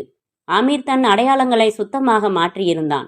கை வைத்த சிகப்பு பனியன் போட்டு அதன் மேலேயே வயிறு வரை லுங்கி கட்டி, தாடி ஒட்டி, கழுத்தில் தாயத்து கட்டி ஒரு சாதாரண குதிரை வண்டிக்காரன் போல மாறிப்போயிருந்த அவன் காலையிலேயே அந்த கட்டிட வேலை நடைபெற்று கொண்டிருந்த இடத்திற்கு வந்து, செங்கல் சூளை போட்டிருக்கிறேன், விலை சீப்பாக தருகிறேன், தேவைப்படுமா என்று அங்கிருந்த கட்டிட சூப்பர்வைசரிடம் பேச்சு கொடுத்தபடி வளரும் கட்டிடத்தில் அவருடன் கூடவே நடந்து மாடிக்கு ஏறி பக்கத்து வீட்டை நோட்டமிட்டிருந்தான். கட்டப்பட்டிருக்கும் சாரத்தில் ஏறி ஒரு தம்மில் காசிம் வீட்டு மொட்டை மாடியில் குதித்து விடலாம். அங்கிருந்து உள்ளே செல்வது சுலபம். சென்று காசிமின் மேஜையில் இருந்து முகமது ஷாவின் விலாச அட்டையை எடுத்து வர வேண்டும். மிக மிக எச்சரிக்கையாக செய்ய வேண்டும் என்று மாத்தூர் ரேடியோவில் 3 முறை எச்சரித்திருக்கிறார். எக்காரணம் கொண்டும் தப்பு செய்யக்கூடாது. பாகிஸ்தான் இராணுவம் அந்த வீட்டிற்கு காவலாக நேரடியாக யாரையும் நிறுத்தி வைக்கவில்லை என்றாலும் ரகசியமான நபர்கள் ரகசியமான இடங்களில் பதுங்கி வீட்டை கண்காணிக்கலாம் என்பது அமீருக்கு மாத்தூர் சொல்லியுள்ள அனுமான எச்சரிக்கை. அமீர் தன் பனியனுக்கு உள்ளே உடம்போடு சேர்த்து சுற்றி வைத்துள்ள வலுவான கயிற்றை தொட்டு பார்த்து கொண்டான். மற்றும் சில ஆயுதங்கள் ஒரு சிறிய லெதர் பேக்கில். நடந்தான். அந்த 3 மணிக்கு அந்த தெருவில் அமீரை தவிர வேறு நடமாட்டங்கள் எதுவுமே இல்லை. தூரத்தில் எங்கோ ஒரு கூர்க்கா தடியால் சாலையில் தட்டியபடி நடப்பது தேய்ந்து கேட்டது. மரங்களில் இலைகள் உரசும் சத்தம் கூட துல்லியமாக கேட்டது. செருப்பு சத்தம் பிரம்மாண்டமாக கேட்கவே கழற்றி கையில் எடுத்து நிழல் முன் செல்ல நடந்தான். அந்த கட்டிட பகுதிக்கு வந்தான். முன்புறம் குவியலாக கொட்டி கிடந்த மணல் மலையோரமாக பாலித்தீன் சாக்கு விரித்து வாட்ச்மேன் கம்பளி போர்த்தி அம்சமாக உறங்கிக் கொண்டிருந்தான். அமீர் சுலபமாக எலும்புக்கூடாய் நின்ற கட்டிடத்திற்குள் நுழைந்தான். பக்கச்சுவர்கள் இன்னும் கட்டாததால் பாதி நிலாவின் சாய்ந்த வெளிச்சம் எதிலெதிலோ பட்டு வடிகட்டப்பட்டு கொஞ்சம் உள்ளே கசிந்தது. கைப்பிடி சுவர் இல்லாத மாடிப்படிகளில் ஏறி வளைந்து ஏறி 2வது தளம் வந்தான். அங்கிருந்து அருகில் இருந்த சவுக்குமர சாரத்திற்கு தாவினான். கைப்பையின் கைப்பிடியை வாயால் கவ்விக்கொண்டான். லுங்கியை மடித்து கட்டிக்கொண்டான். ஏக்தம் முதல் தாவலில் காசிம் வீட்டு மொட்டை மாடியின் கைப்பிடி சுவர், அடுத்த தாவலில் மொட்டை மாடி. குதித்துவிட்டு சில வினாடிகள் அப்படியே அமர்ந்து எங்காவது எதிர் சலசலப்பு தெரிகிறதா, யாராவது ஓடி வருகிறார்களா என்று கவனித்தான். எந்த சலனமும் இல்லை. கீழிறங்கும் மாடிப்படிகளை மறைத்து கொண்டு நின்ற கதவை சமீபித்தான். 2 கதவுகள். தன் தோள் பையில் இருந்து ஆக்சா பிளேடு எடுத்தான். கதவுகளின் மைய சந்திப்பு இடுக்கில் நுழைத்து மறுபுறம் குறுக்கிட்ட இரும்பு தாழ்பாலை தொட்டான். சரசர சரசர சில வினாடிகள் அமைதி கொடுத்து மீண்டும் சரசர சரசர.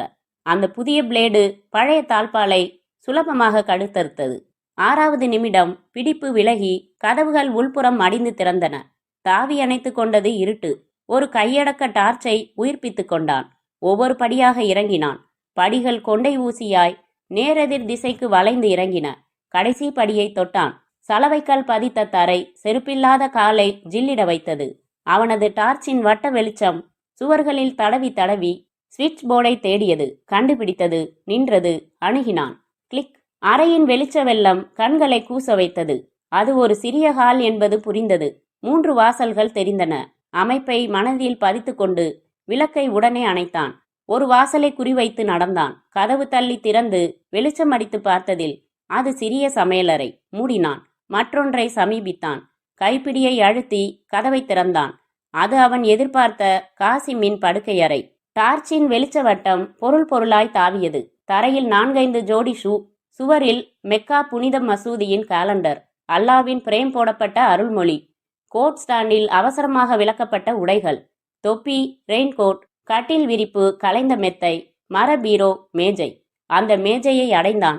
மேஜை மேல் போர்முனை போல் பொருட்கள் குழப்பமாக சிதறியிருந்தன.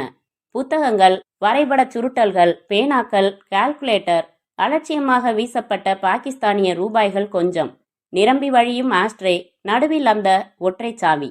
மேஜையின் இழுப்பறையை இழுத்து பார்க்க அது பூட்டியிருந்தது. அந்த ஒற்றை சாவியை எடுத்து முயன்றான் அமீர். பொருந்தியது. திறந்தான். உள்ளே மீண்டும் ஒரு குட்டி போர்முனை. டார்ச் லைட்டை வாயால் கவ்விக்கொண்டு 2 கைகளாலும் கலைத்து கலைத்து குறிப்பிட்ட அந்த விலாச அட்டையை தேடினான். பல விலாச அட்டைகளுக்கு நடுவில் நீல நிற பிளாஸ்டிக் அட்டையில் முகமது ஷா கிடைத்தார். விலாசத்தை படித்து பார்த்தான். டாண்டோ ஆடம் ஊரில் உள்ள ஒரு விலாசம் அது. தொலைபேசி எண்ணும் இருந்தது. அட்டையை பாக்கெட்டில் வைத்துக்கொண்டு மேஜை இழுப்பறையை மூடிவிட்டு திரும்பிய போது அறையின் விளக்கு எரிந்தது. திடுக்கிட்டு நிமிர்ந்து பார்க்க உதட்டில் புன்னகையுடன் கையில் துப்பாக்கியுடன் சம்சுதீன் நின்று கொண்டிருந்தான். நில், அப்படியே. 1 சென்டிமீட்டர் அசைந்தாலும் உன் இதயம் பொத்தல் போடப்படும். என்ன ஆராய்ந்தாய்? பாக்கெட்டில் வைத்துக்கொண்டது என்ன? முதலில் அதை எடு. விக்கித்து நின்ற அமீருக்கு வியர்த்தது. இப்படியொரு திருப்பத்தை அவன் எதிர்பார்க்கவில்லை. இது சாதாரண விலாச அட்டை அல்ல. ப்ளூ நெக்லஸின் மற்றொரு வடிவம்.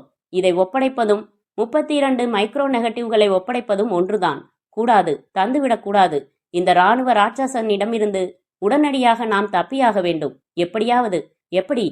சம்சுதீன் தன் துப்பாக்கியின் குறியை மாற்றாமல், எதிரிக்கு எந்த ஒரு சந்தர்ப்பமும் தர தயாரில்லாமல் நிதானமாக அவனை நோக்கி அடியெடுத்து வைத்தான். பேசு நண்பனே. நீ பேசவில்லை என்றால் இந்த குட்டி பிசாசு பேசும். இதற்கு டுமீல் என்பதை தவிர வேறு வார்த்தை தெரியாது. கேட்க விரும்புகிறாயா? சொல்லடா நாயே.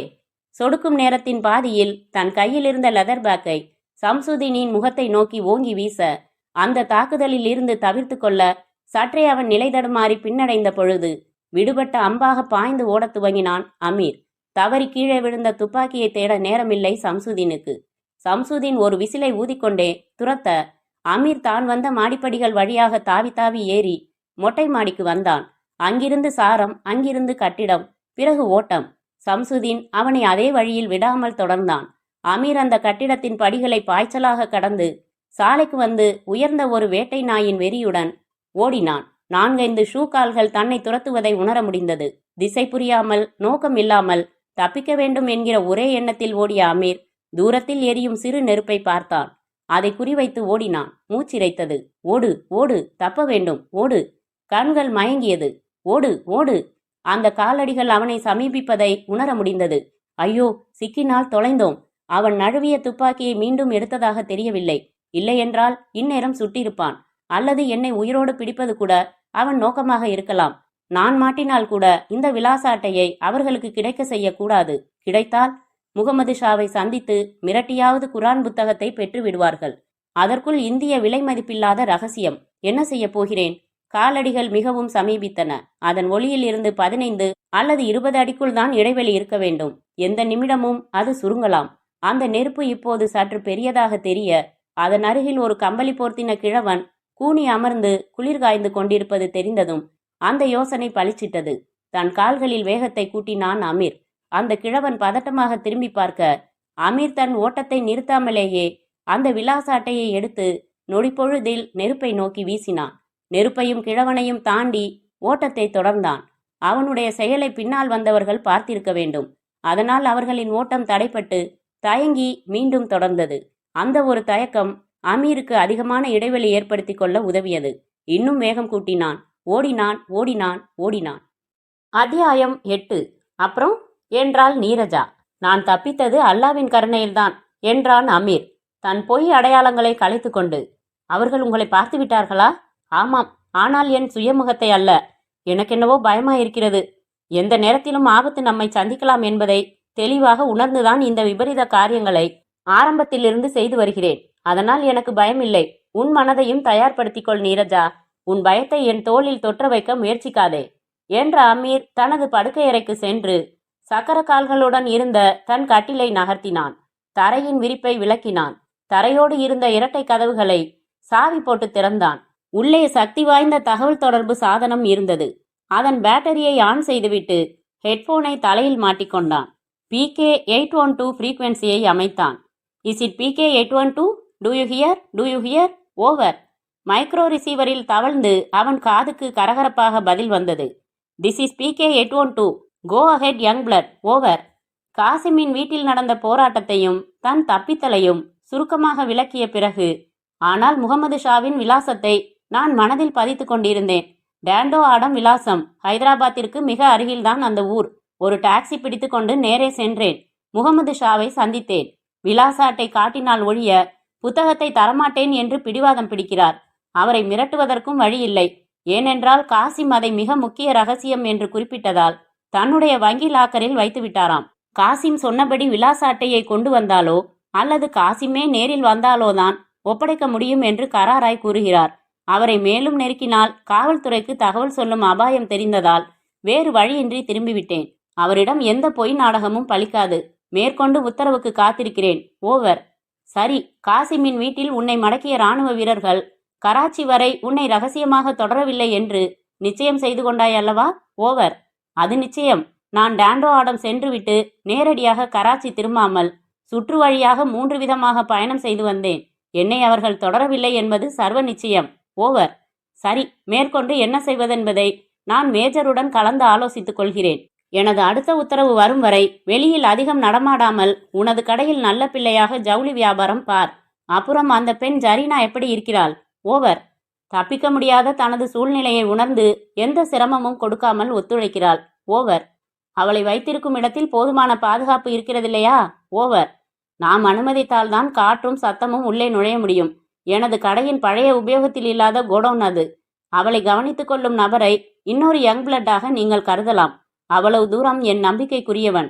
ஜரீனாவின் இந்த சிறை வாழ்வை நீங்கள் சொல்லும் வரை எத்தனை நாட்கள் வேண்டுமென்றாலும் பிரச்சனை இல்லாமல் தொடரலாம். அந்த கவலை வேண்டாம். ஓவர். சரி, நாளை இரவு என் உத்தரவுக்கு காத்திரு. ஓவர். சரி, ஓவர்.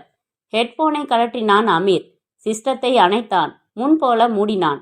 கட்டில் நகர்த்தி மேலே படுத்து கைகளை உதறி சோம்பல் முறித்தான். அத்தியாயம் 9. அகர்வாலின் குவார்ட்டர்ஸுக்கு முன்பாக அந்த இராணுவ ஜீப் வந்து நின்றது. ஆயுதமேந்திய 2 இராணுவ வீரர்கள் காசிமை இறக்கி வீட்டிற்குள்ளே வழி நடத்தினார்கள். காசிம் இப்போது தன் சொந்த உடைகளை அணிந்திருந்தான். தாடி மழிக்கப்பட்டதில் முகத்தில் ஒரு தெளிவு வந்திருந்தது. ஆனால் கண்களில் சோகம் நிழலாக பதுங்கியிருந்தது. வா காசிம் என்றார் அகர்வால். எதிரே வந்து அமைதியாக நின்றான். தனது கோட் பாக்கெட்டில் இருந்து அந்த ஃப்ளைட் டிக்கெட்டை எடுத்து மேஜை மேல் போட்டார் அகர்வால். பிறகு மற்றொரு கவரை வைத்தார். இது டில்லியிலிருந்து பம்பாய்க்கு செல்ல உனது விமான டிக்கெட். அங்கிருந்து உனது வழக்கமான தனி கடல் மார்க்கத்தில் கராச்சி செல்ல நீ முன்னர் பயன்படுத்திய பழைய படகும் செப்பனிடப்பட்டு தயார் நிலையில் இருக்கிறது. வழிச்செலவுக்கு இதோ பணம். நான் சொன்னது எல்லாம் நினைவில் இருக்கிறது அல்லவா? பதில் பேசாமல் நின்றான் காசிம். எதற்கும் நினைவுபடுத்தட்டுமா? கராச்சி போனதும் உனது தலைமை அதிகாரி மாலிக்கை சந்திக்கிறாய். எங்கள் பிடியிலிருந்து தப்பி வந்ததாக கதை விடுகிறாய். அந்த கதைக்கு வலு சேர்க்கும் வகையில் இராணுவ விசாரணைக்காக வைத்திருந்த வெளிநாட்டு கைதி ஒருவர் மர்மமான முறையில் தப்பினார் என்று டில்லி பத்திரிகையொன்றில் செய்தி வெளிவர செய்ய போகிறோம். உங்கள் நாடு அவசியம் நம்பும். அதில் சந்தேகமே வேண்டாம். உங்கள் நாடு என்றா சொன்னேன்? நமது எதிரி நாடு. ஜரீனா உனக்கு கிடைக்கும் வரை நீ நமது ஆள் இல்லையா? என் ஜரீனாவுக்காக இன்னும் 100 நிபந்தனைகள் விதித்தாலும் அதை நிறைவேற்றத்தான் போகிறேன். ஆனால் இப்படி மிரட்டி காரியம் சாதிப்பதை நாகரிகமான காரியம் என்று நினைத்து நீங்கள் பெருமைப்பட முடியுமா மேஜர்? நாட்டின் ரகசியத்தை கைப்பற்ற வேண்டிய சூழ்நிலையில் நாகரிகம் பார்க்க முடியாது காசிம். மிஸ்டர் மாலிக்கிடம் நான் இப்போது உன்னிடம் தரப்போகிற 32 போலி மைக்ரோ நெகட்டிவ்களை ஒப்படைத்துவிடு. அவற்றை நீ ஏற்கனவே கராச்சியில் பத்திரப்படுத்தி வைத்திருந்த இடத்திலிருந்து எடுத்து வந்ததாக சொல்லிக்கொள். பிறகு டாண்டோ ஆடம் சென்று முகமது ஷாவை சந்திக்கிறாய். ஒரிஜினல் ப்ளூ நெக்லஸ் அடங்கிய புத்தகத்தை பெறுகிறாய். அதை நீ பெற்ற பிறகு எங்கே யாரிடம் எப்படி சேர்ப்பிக்க வேண்டும் என்கிற உத்தரவுகள் தானாக உன்னை வந்து சேரும். அதன்படி நடந்து கொள். உனது கட்டுக்களை தளர்த்தி சுதந்திரமாக உனது சொந்த நாட்டிலேயே உழவு விடுகிறோம். என்றாலும் எங்கள் துல்லியமான கண்காணிப்பு நிழலில் இருந்து ஒரு வினாடி கூட நீ விலக முடியாது என்பதை மனதில் இருத்திக்கொள். நீ பாகிஸ்தானுக்கு விசுவாசமாக நடந்து கொள்வதாக நினைத்து ஏதாவது குளறுபடி செய்ய நினைத்தால் ஜரீனா என்கிற மலர் இதழ் இதழாக உதிர்ந்து எருவாகிவிடும். அவ்வளவுதானா? நான் புறப்படலாமா என்ற காசிமின் குரலில் எகத்தாளம் இருந்தது. நீ அணிந்திருக்கும் இடதுகால் ஷூவில் உட்புற முதல் தோல் மடிப்புக்கு அடியில் ஒரு சிறிய பாலித்தீன் கவரில் நீ ஒப்படைக்க வேண்டிய நெகட்டிவ்கள் இருக்கின்றன. புறப்படலாம். சில வினாடிகள் ஜீப்பில் காத்திரு என்றார் அகர்வால். காசிமை அங்கு அழைத்து வந்த அதிகாரிகளுள் ஒருவரிடம் சில கட்டளைகளை அவசரமாக பிறப்பித்து அனுப்பி வைத்துவிட்டு பெருமூச்சு விட்டார். ஜீப் புறப்பட்டு சென்றது. அதன் ஒலி தேய்ந்தது. அகர்வால் தொலைபேசியை எடுத்தார். மாத்தூர், திட்டப்படி காசிம் புறப்பட்டு விட்டான். நான் சொன்ன சில குறிப்புகளை அமீரிடம் சேர்த்துவிடு. காசிமை அனுப்புவதற்கு முன்பு நமது ப்ளூ நெக்லஸ் நம்மிடம் மீண்டிருந்தால் ரிஸ்க் குறைவு. இப்போது அவனே சென்று அதை மீட்டு நம்மிடம் ஒப்படைக்க வேண்டிய சூழ்நிலை என்பது சற்று சிக்கலானதுதான், இல்லையா? நமக்கு வேறு வழி இல்லை. நமது நாட்டிற்குள் என்றால் அதிரடியாக இறங்க முடியும். ப்ளூ நெக்லஸ் சிக்கி கொண்டிருப்பது எதிரியின் மண்ணில். சற்று ரிஸ்க் எடுத்துதான் காய்களை நகர்த்த வேண்டியிருக்கிறது. ஜரீனா என்னும் துருப்புச்சீட்டு நம் பொறுப்பில் இருக்கும் வரை காசிம் நம் கயிறுக்கு கட்டுப்பட்ட பம்பரம். பார்க்கலாம். டெலிபோனை வைத்துவிட்டு யோசனையுடன் புதிய சிகரெட் பாக்கெட்டின் சலபன் காகிதத்தை பிரித்தார். காசிம் கராச்சியை அடைந்த போது சோப்புத்தூள் டெலிவிஷன் விளம்பரத்தில் சட்டையை விட்டு விலகும் அழுக்கை போல இருள் மெல்ல விலகத் துவங்கி இருந்தது. பறவைகள் சோம்பல் முறித்து கொண்டிருந்தன. மீன்பிடி படகுகள் தள்ளாடி தள்ளாடி கரை தேடி கொண்டிருந்தன. காசிம் ஒரு டாக்ஸியை அமர்த்தி கொண்டான். மாலிக் சார் என்னை பார்த்து தன் கையை கிள்ளிக் கொள்ளப் போகிறார். நான் சரம் சரமாக சொல்ல போகிற பொய்களை நம்புவாரா? நம்ப வேண்டும். அவருக்கு நம்பும்படி சொல்ல வேண்டும். என் ஜரீனாவை சேதமில்லாமல் மீட்டேயாக வேண்டும். அதற்கு விலை என் உயிர் என்றால் நான் அதற்கு தயாராகவே இருக்கிறேன். இது தேசத்திற்கு நான் செய்யும் துரோகம்தான். விருப்பமில்லாத அந்த துரோகத்தை என் காதலுக்காக நான் செய்தாக வேண்டிய கட்டாய நிலை. நான் தெளிவாயிருக்கிறேன். என் சிந்தனையில் தடுமாற்றம் இல்லை. டாக்ஸியை அதிகாரி மாலிக்கின் இராணுவ குவார்ட்டர்ஸின் வாசலில் நிறுத்தச் சொல்லி இறங்கிக் கொண்டான். அழைப்பு மணி பித்தானை அழுத்திவிட்டு நகம் கடித்து காத்திருந்தான். கதவை திறந்தவள் பணிப்பெண். ஏற்கனவே பார்த்திருக்கும் அறிமுகத்தில் புன்னகைத்தாள். குளித்து கொண்டிருக்கிறார், உட்காருகிறீர்களா? உள்ளே வந்து அமர்ந்தான். ஆங்கில செய்தித்தாள்களை எடுத்துக்கொண்டு மேய துவங்கினான். உள்ளே உற்பத்தியாகி இருந்த புதிய படபடப்பை புறக்கணிக்க முயன்றான். இயல்பாயிரு, தடுமாற்றமும் கூடாது, மிகையும் கூடாது. சில நிமிடங்கள் கழித்து அங்கே பரபரப்பாக வந்தார் மாலிக். காசிம், நீதானா? நீயேதானா? நீ இறந்து விட்டதாக அல்லவா நாங்கள் நினைத்து கொண்டிருக்கிறோம். முதலில் உள்ளே வா. எனக்கு எவ்வளவு மகிழ்ச்சியாக இருக்கிறது தெரியுமா? உள்ளே அவரின் அலுவலக அறைக்குள் வந்து அமர்ந்து பணிப்பெண் கொண்டு வந்து கொடுத்த டீயை பருகியபடி காசிம் சொன்னான். அது இந்தியாவின் ஏமாற்று நாடகம் சார். என்னை கைது செய்து டெல்லிக்கு கொண்டு சென்றார்கள். சக்கையாக விசாரித்தார்கள். நான் பத்திரப்படுத்திய ப்ளூ நெக்லஸ் நெகட்டிவ்கள் எங்கே என்று. யப்பா, எத்தனை அடிகள், எத்தனை வகையான சித்திரவதைகள். நான் வாயை திறந்திருப்பேனா? வயிற்று வலியால் துடித்து நேற்று என்னை ரகசிய சிறையில் இருந்து ஒரு ஆஸ்பத்திரிக்கு அழைத்துச் செல்ல வைத்து அப்படி போகும் வழியில் உயிரை பணயம் வைத்து தப்பிவிட்டேன் சார். அங்கிருந்து பம்பாய் வந்து கடல் மார்க்கமாக கராச்சி வந்து அடுத்த 1 மணி நேரத்தில் உங்கள் முன்னால் நின்று கொண்டிருக்கிறேன் எனது அருமை சார். சபாஷ் காசிம், நீ என் தயாரிப்பு என்பதை நிரூபித்து விட்டாய். அவனது வலுவான புஜத்தில் உற்சாகமாக தட்டி சொன்னார் மாலிக். ஆமாம், அந்த ப்ளூ நெக்லஸ் நான் இந்தியாவிற்கு புறப்பட்ட போது உங்களிடம் சொன்னது நினைவிருக்கிறதா சார்? அடுத்த முறை நான் உங்களை சந்தித்தால் அந்த மைக்ரோ நெகட்டிவ்களுடன் தான் சந்திப்பேன் என்றேன். காசிம் தன் வாழ்வில் ஒரு முறை கூட வார்த்தை தவறியதில்லை சார். அப்படியென்றால் நீ அந்த நெகட்டிவ்களை இப்போது? ஆமாம், கொண்டு வந்திருக்கிறேன். காசிம், நீ என்னை மேலும் மேலும் ஆச்சரியப்படுத்துகிறாய். காசிம் தனது இடது கால் ஷூவை கலற்றி தோல் மடிப்புக்கு அடியில் இருந்து அந்த பாலித்தீன் கவரை எடுத்து அவர் கையில் கொடுத்தான். அந்த கவருக்குள் இருந்த மிகச்சிறிய மைக்ரோ நெகட்டிவ்களை தனது உள்ளங்கையில் கொட்டி பார்த்த மாலிக் பரவசமானார். பையா, நீ சாதித்து விட்டாய். இந்திய அதிகாரிகள் உன்னை உடல் அளவில் சித்திரவதை செய்து மிரட்டியதை தவிர வேறு எந்த வகையிலாவது மிரட்டினார்களா காசிம்? மாலிக் அந்த நெகட்டிவ்களை மறுபடி கவரில் போட்டு தன் பாக்கெட்டில் பத்திரப்படுத்தி கொண்டபடி கேட்டார். புரியவில்லையே, வேறு வகையில் மிரட்டுவது என்றால்? மாலிக் அவனுக்கு பதில் சொல்லாமல் யோசித்தார். ஜரீனா காணாமல் போனதை நான் தான் இந்திய உளவாளிகளின் கடத்தல் நாடகம் என்று கற்பனை செய்து கொண்டேனா? அவளை வைத்து காசிமை மிரட்டலாம் என்பது என் தவறான யூகமோ? காசிம் சொல்வதை பார்த்தால் அப்படி எதுவும் நடந்ததாக தெரியவில்லையே. என்னில் ஜரீனா காணாமல் போனதற்கு வேறு ஏதாவது காரணம் இருக்க வேண்டும். என்னிடம் காசிம் எதையுமே மறைத்ததில்லை என்று நினைத்து கொண்டிருந்தேன். ஆனால் தான் ஜரீனா என்கிற பெண்ணை காதலிப்பதாக மறைத்திருக்கிறானே, இவனை எப்படி முழுக்க நம்பகமானவன் என்று நினைப்பது? மாலிக் குழம்பினார். காசிம், உனது இந்த சாதனைக்கு உனக்கு நிறைய வெகுமதிகள் தர சொல்லி நான் அரசாங்கத்திடம் சிபாரிசு செய்ய போகிறேன். உனக்கு என்ன வேண்டுமோ கேள். முதலில் சில நாட்கள் ஓய்வு வேண்டும் சார். எடுத்துக்கொள், உனக்கு இப்போது அது அவசியம் தேவை. அப்புறம் காசிம், ஒரு விஷயம், நான் உன்னிடம் ஒரு மேலதிகாரியைப் போல பழகுவது இல்லை என்பது உனக்கு தெரியும். நான் சல்லாபித்த பெண்களை பற்றியெல்லாம் கூட உன்னிடம் பேசியிருக்கிறேன். அப்படித்தான் நீயும் இருந்திருக்கிறாய். கொஞ்சம் யோசித்து சொல். நீ என்னிடம் எதையாவது மறைத்து வந்திருக்கிறாயா? பகீர் என்றது காசிமிற்கு. நான் இந்தியாவின் ஏவுகணையாகத்தான் இப்போது இங்கு வந்திருக்கிறேன் என்பதை இந்த துருதுரு மூளை துப்பறிந்து கொண்டு விட்டதோ? நீங்கள் என்ன சொல்கிறீர்கள்? என் கேள்வி புரியவில்லையா?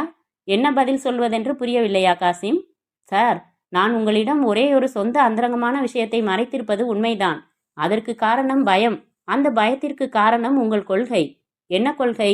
ஒரு இராணுவ வீரனுக்கு இல்லற வாழ்க்கை இருக்கக்கூடாது. தேவைப்படும் போது சரசங்களில் மட்டும் ஈடுபட்டு உடலின் தேவைகளை அவன் தீர்த்து கொள்ளலாம் என்று நீங்கள் அடிக்கடி சொல்வீர்கள் இல்லையா? மன்னிக்க வேண்டும் சார், நான் ஜரீனா என்னும் பெண்ணை நேசிக்கிறேன். இந்த விஷயம் உங்கள் கொள்கைக்கு எதிரானது என்பதால் சொல்லாமல் மறைத்து விட்டேன். இதை தவிர வேறு எதுவும் இல்லை. மாலிக்கின் மனதில் கொஞ்ச நஞ்சம் உலவிய சந்தேக மேகங்கள் சட்டென விலகின. இப்போது நான் இருக்கும் உற்சாக மனநிலையில் இதை பற்றி உன்னிடம் வாதிட விருப்பமில்லை. ஆனால் காசிம், உனக்கு ஒரு துயரமான செய்தியை சொல்ல வேண்டியிருக்கிறது. உனது நேசத்துக்குரிய காதலியை சில தினங்களாக காணவில்லை. ஐயோ, நிஜமாகவா என்று பொய்யாக பதறினான் காசிம். அவனுக்கு ஆறுதல் வார்த்தைகள் சொல்லி காதலியின் பெற்றோரை சந்தித்து பேசுமாறு சொல்லி கைகுலுக்கி அனுப்பி வைத்த மாலிக் ப்ளூ நெக்லஸ் தகவல்கள் கிடைத்துவிட்ட செய்தியை தனது உயர் அதிகாரிக்கு தொலைபேசியில் சொல்ல துவங்கினார். அத்தியாயம் 10. ஹைதராபாத் ரயில்வே ஸ்டேஷன் விட்டு வெளியே வந்த காசிம் ஒரு டாக்ஸி அமர்த்தி கொண்டு தன் வீட்டிற்கு வந்தான். வீடு பூட்டியபடி இருந்தது. வாசலில் லெட்டர் பாக்ஸில் பல கடிதங்கள் கிடப்பது தெரிந்தது. கதவை திறந்து உள்ளே வந்தான். முதல் காரியமாக லெட்டர் பாக்ஸின் சாவியை எடுத்துக்கொண்டு வந்து திறந்து கடிதங்களை எடுத்துக்கொண்டு உள்ளே வந்தான். ஒவ்வொன்றாக பார்க்க துவங்கினான். பிறகு தனது அறைக்கு வந்தான். ஷூவை உதறி உடைகளை களைந்து இணைந்த குளியலறைக்கு சென்று வெதுவெதுப்பாக வெந்நீரை அணைத்து கொண்டு குளித்தான். உடை அணிந்தான். சற்று உற்சாகமாக உணர்ந்தான். தொலைபேசியை எடுத்து வாடகைக்கு கார் தருகின்ற சென்டரை தொடர்பு கொண்டான். எனக்கு 2-3 தினங்களுக்கு கார் தேவை. டிரைவர் வேண்டாம், நானே ஓட்டிக்கொள்கிறேன். இன்னும் 1 மணி நேரத்தில் காரை என் வீட்டில் விட்டுவிட்டு செல்லவும் என்று தன் விலாசம் சொன்னான். வைத்தான். காத்திருந்தான். காத்திருந்த போது கவலைப்பட்டான். ஜரீனா, நீ எங்கே இருக்கிறாய்? நலமாக இருக்கிறாயா? உனக்காக நான் தேசத்திற்கு எதிராக செயல்பட்டு கொண்டிருப்பதை அல்லாஹ் நிச்சயம் மன்னிப்பார். சற்று நேரத்தில் வாடகை கார் வந்தது. அட்வான்ஸ் தொகையும் புத்தகத்தில் கையெழுத்தும் பெற்றுக்கொண்டு அதன் டிரைவர் கார் சாவியை ஒப்படைத்துவிட்டு சென்றான். காசிம் வீட்டை பூட்டிக் கொண்டு காரில் புறப்பட்டான். காரை பெல்கார்பூர் நோக்கி செலுத்தினான். நான் சொன்னதையெல்லாம் மாலிக் நம்பின மாதிரிதான் தெரிந்தது. ஆனால் விழியோரத்தில் துளி சந்தேகமும் தெரிந்தது. எனவே என்னை வேவு பார்க்க சொல்லி யாரையாவது நியமித்திருக்கலாம். அந்த நபருக்கு சந்தேகம் வரக்கூடாதென்றால் நான் இப்போது காதலி காணாமல் போனதால் கவலைப்படும் ஒரு காதலன் நிலையில்தான் செயல்பட வேண்டும். உடனே நேராக முகமது ஷாவிடம் போவது தப்பு. ஜரீனாவின் பெற்றோரை பார்க்க வேண்டும். ஜரீனாவை பற்றி அதிகவலையாக விசாரிக்க வேண்டும். அவள் பள்ளியில் விசாரிக்க வேண்டும். ஜரீனாவின் பெற்றோர் கொடுத்துள்ள காவல் நிலையத்தை விசாரித்து கொண்டு சென்று ஏன் இன்னும் கண்டுபிடிக்கவில்லை என்று கோபமாக சத்தம் போட வேண்டும். என்னை தொடரும் மாலிக் நியமிக்கும் நிழல் ஆசாமி இதையெல்லாம் அவருக்கு ரிப்போர்ட் செய்வான். காசிம் செயல்களில் எந்த வித்தியாசமும் இல்லை என்று அவர் திருப்தி அடைவார். அதன் பிறகுதான் முகமது ஷா. காசிம் தன் யோசனைப்படியே பெல்கார்பூர் வந்தான். ஜரீனாவின் பெற்றோரை சந்தித்தான். அவர்கள் மிகவும் நொந்து போயிருந்தார்கள். பள்ளியில் அவளுக்கு யாரோ ஒரு பெண் போன் செய்து பேசியிருக்கிறாள் என்பது தெரிகிறது. அவள் யார் என்பது தெரியவில்லை. என்ன பேசினாள் என்பதும் தெரியவில்லை. இவள் அரை நாள் விடுப்பு போட்டுவிட்டு எங்கே புறப்பட்டு சென்றிருக்கிறாள்? யாரிடமும் போகுமிடத்தை பற்றி சொல்லவில்லை என்றார் ஜரீனாவின் அப்பா ஏமாற்றமான முகத்துடன். அவள் திறமையாக கடத்தப்பட்டு தற்சமயம் இந்தியாவின் இராணுவ பொறுப்பில் பணைய கைதியாக இருக்கிறாள் என்று சொல்லிவிட எழுந்த துடிப்பை அடக்கி கொண்டான் காசிம். காவல் நிலையம் விசாரித்து கொண்டு சென்று அங்கு பொறுப்பில் இருந்த அதிகாரியிடம் தனது அடையாள அட்டையை காட்டிவிட்டு கால் மேல் கால் போட்டு அமர்ந்து ஒரு சின்ன தகவலை கூட இதுவரை சேகரிக்க இயலவில்லை என்று சொல்ல உங்களுக்கு கேவலமாக இல்லையா என்று பாய்ந்தான். அந்த பெண் தானாக விரும்பி தலைமறைவாகி இருந்தால் அதை நான் கண்டுபிடிப்பது எப்படி சாத்தியம் சார்? இருந்தாலும் நாங்கள் அதிக முயற்சிகள் எடுத்துக்கொண்டுதான் இருக்கிறோம் என்றார் அந்த அதிகாரி. காசிம் அந்த காவல் நிலையத்தை விட்டு வெளியே வந்து தன் காரில் புறப்பட்டான். சாலையில் நிதானமாக செலுத்தி ஜரீனா வேலை பார்த்த பள்ளிக்கு வந்தான். ஒப்புக்கு அங்கே அலுவலகத்திலும் உடன் வேலை பார்க்கும் ஆசிரியைகளிடத்திலும் விசாரித்துவிட்டு பள்ளி வளாகத்தில் இருந்த பொது தொலைபேசிக்கு வந்தான். டாண்டோ ஆடத்தில் இருக்கும் முகமது ஷாவின் எண்ணுடன் தொடர்பு கொள்ள அங்கிருந்த பணியாளரிடம் எழுதி தந்தான். அவர் முயன்று ரிசீவரை இவனிடம் தந்தார். மிஸ்டர் முகமது ஷாவா பேசுவது? ஆமாம். சலாம் அலைக்கும் சார். நான் காசிம். ஹைதராபாத் ரயில்வே ஸ்டேஷனில் பரபரப்பாக உங்களை சந்தித்து அதிகம் பேச அவகாசம் இல்லாமல் குர்ஆன் புத்தகத்தை கொடுத்துவிட்டு உங்கள் விலாச அட்டையை பெற்று சென்றேனே, நினைவிருக்கிறதா? நன்றாக நினைவிருக்கிறது. நடுவில் ஒரு இளைஞன் என்னிடம் வந்து அந்த அட்டை தொலைந்து விட்டது, காசிம் உங்களிடம் இருந்து வாங்கிக் கொள்ள சொன்னான் என்று கேட்டான்.